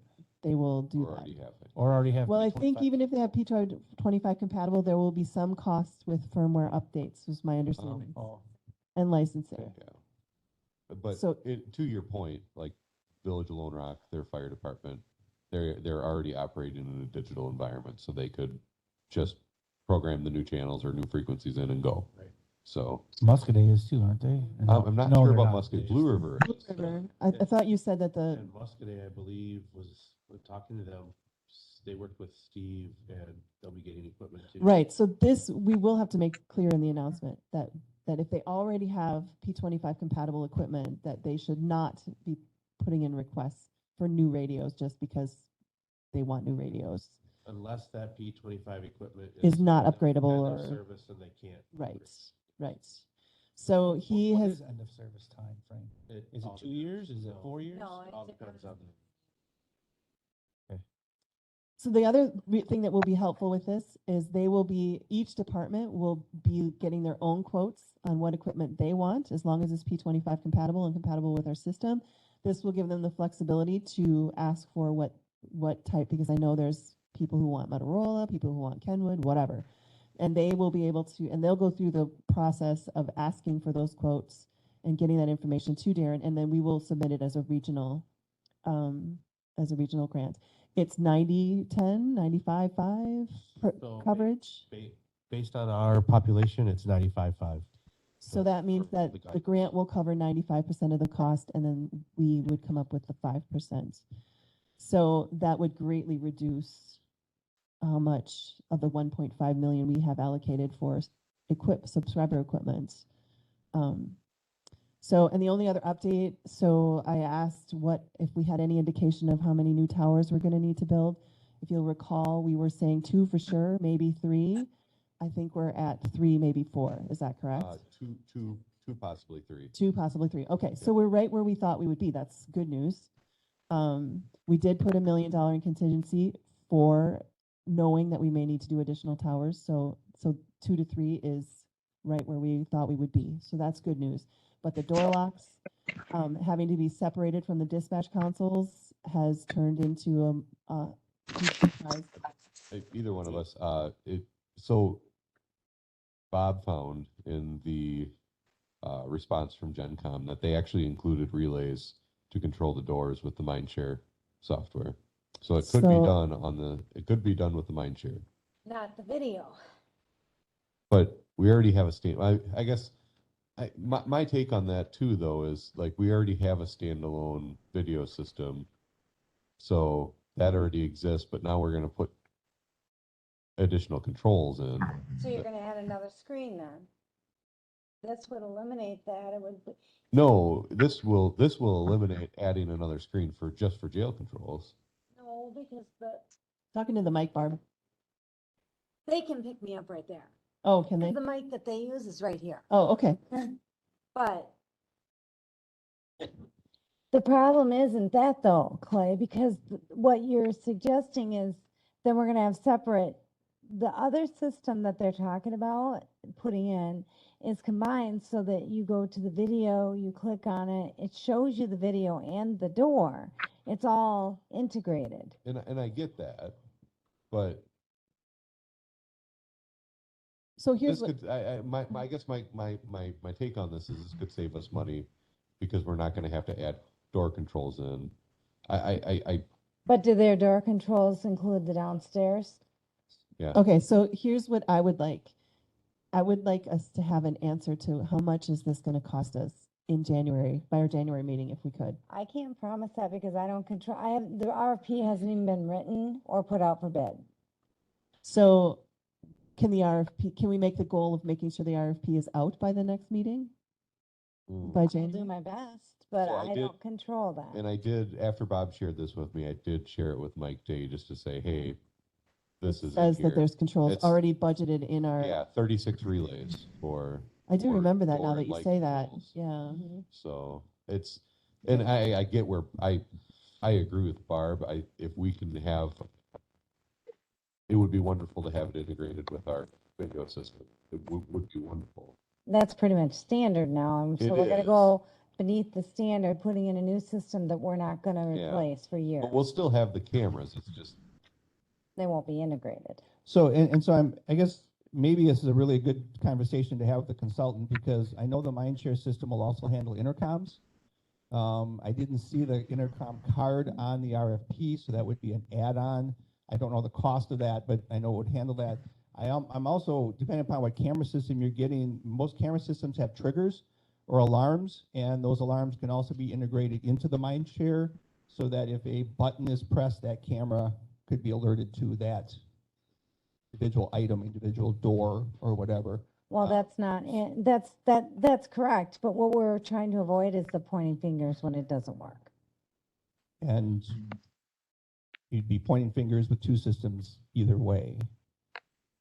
So I guess just looking at the costs, I know that I'd be real curious to see what the consultant has to say or General Communications has to say if the labor is included on the door controls, but I know all the door controls relays are in that project, so that's already paid for. And that's why I bring it up for that reason. It's just if it's going to be a significant cost savings.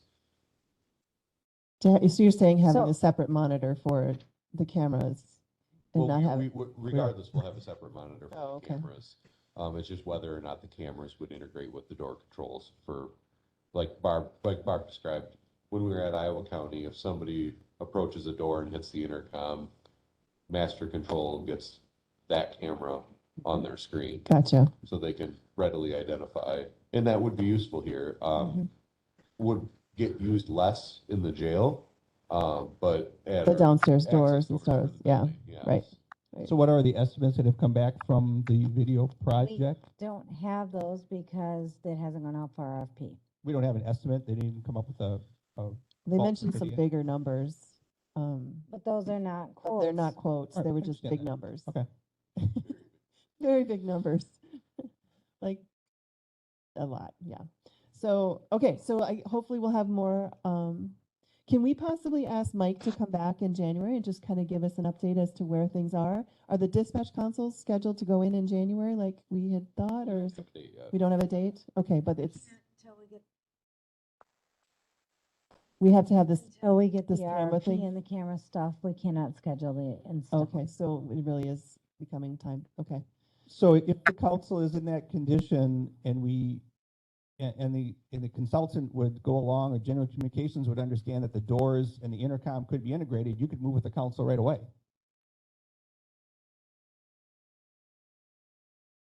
Well, I don't know how. You've got to In order the theory, card. speed it up. GenCom doesn't have the card for the Yeah. intercom. But I guess I'm just saying, in theory, it would probably speed it up if we're not waiting on. RFPs and responses and everything. Yeah. That safety issue. Okay. Anything else on the radio tower project? Dr. Fudge? Yeah, just, I guess, a couple things. You had mentioned that I will do the regional grant, the ambulance service will host that. I just want to make it clear for the minutes that I can't do an application for a department if the department doesn't send me the information that I Right. need. Which is why I think our cover letter needs to be very clear, So- that if you don't send us this information and you later come to us asking for equipment, that's gonna obviously affect our decision to fund your, what you're at, whatever you need, your subscriber equipment. And the other piece is, wouldn't be able to purchase any radios for any law enforcement entity with this grant. This would only be fire, EMS, and medical Just responders. determine there isn't any other law enforcement other than, City. oh, the city, yeah, The city does have some portables that would have to be are upgraded. not P25. Okay. Yep. But it certainly reduces Oh, it's huge. quite It is a huge. number, because most of them are fire and our EMS, And I think right? PD has been, As every he 2 upgrades, years, he's as he been upgrades, adding, yes. yep. So, So, yeah, I would copy of whatever you think you're gonna send out to them, that would be great, just to Yeah. make sure we covered all our bases. and maybe that could be something, it could be a joint signature, Melissa, Sure, sure, to chair the Public Yep, Safety Committee sure. and myself. So, yeah, okay, Okay. that sounds good. All right, so that brings us to mapping, radio system, and squad updates. Anyone have any questions on any of that? Grant responses? Oh, yeah, did we hear anything on grants for the, no, right? So we heard back, initially, we heard back on the 911 PSAP grant. I'd sent the application without Clint's signature, so we remedied that. They acknowledged that. Have not heard back. I think the awards were going to be made in December, so we should be hearing shortly. The PSAP, or the GIS grant, I received an email from them last week when I was out of the office. They had some questions on Center Square or something, Central Square and MSA, if those were actual contracts that we were signing or not. And I said those were supposed to be just quotes. We hadn't decided if we were going to use one or the other. And then they needed an ESRI license quote. Barb got me that, so that's not correct. We have to use Central Square, though. That is the contract that we would be signing. No, talking about for the additional GIS data. The MSA updating or and whatever. Whatever. Oh, not Oh, Central okay. Square, MSA 89. Start with a C, I thought. I can't think of The his one name. that's Anyways. Spillman stuff, yes. Anyways, it came across, Crossroads. Jason went back to them and said, for an apples to apples comparison, And when it returned, it looked more like a contract rather than a quote for services, but it is a quote for services to Okay. do the same work we asked MSA to do. Okay. So I responded back to that email. Barb got me the Esri license quote. They have that. I received acknowledgement that they have that. They're asking for more information. So They haven't thrown us out. yeah, so I have not heard anything since yesterday on the acknowledged receipt. And actually, while we're talking about that, when would we hear about the regional grant? Like when are awards made for that grant? If it's, you said January? Yeah, so it'll open up in January. Okay. So the last email I received, they're right now putting together the schedule for workshops. Those workshops typically go anywhere from 30 to 45 days. And that then they will open up the grant application period, which is only 30 days. Okay. So we'll work to get this letter out to those departments this month, maybe even as early as next week, and have them acknowledge back that, yes, we want to participate in your regional grant, and yes, we agree we will provide you the information for it. Okay. Once the grant application, or once the workshops are done, the grant period opens, which I'm going to estimate probably would be mid-January, February. When it closes out, you'll start to see award letters coming out. Typically, those award letters start in June, July. That's perfect. And they go So through plenty of time October. before we're not even going to be close to being done and ordering subscriber equipment. Yeah. So And then if you get the grant, it's a 2-year performance period from the time of it. so you have 2 years from the time you get it to spend the money. To spend the money. Awesome. That's perfect. Yeah. Okay. All right. Anything else on that item? Squads are piling up miles as usual, whatever. Always moving. Yep. All right. So that brings us to future agenda items.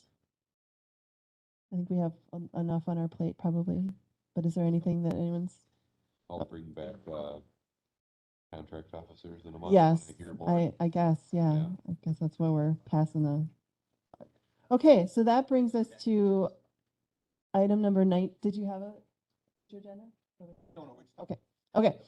So that brings us to item number 19, jail inspection and evaluation of jail staff performance. Closed session pursuant to Wisconsin State Statute 19.85, parent 1, parent C. Considering employment, promotion, compensation, or performance evaluation data of any public employee over which the governmental body has jurisdiction or exercises responsibility. So for those of you supervisors online, I am assuming that you are not coming down to the courthouse to do the inspection. Well, you can't. You're in Florida, aren't you, Richard? So have fun. Lucky you. Your assumption is correct on my part. Okay. All right. So I would entertain a motion to go into closed session. Motion by Frank, second by Renish. So we need to have a roll call, or if it's unanimous, we do not have to. So all those in favor of going into closed session signify by saying aye. Aye. Aye. Okay, that's unanimous. So just indicate in the minutes that it was unanimous. Looks like it's recording now. I'm working on microphones. Well, I think she said as long as we're by this mic, we're okay. So, all right. All right. So we are back in open session at, what time does that say? 11:50. There's no action to be taken during the closed session, so I would entertain a motion to adjourn. Frank will make such a motion. Second. Second, motion by Frank, second by Renish. All those in favor signify by saying aye. Aye. Opposed? All right, we are adjourned. So let's wait for him to.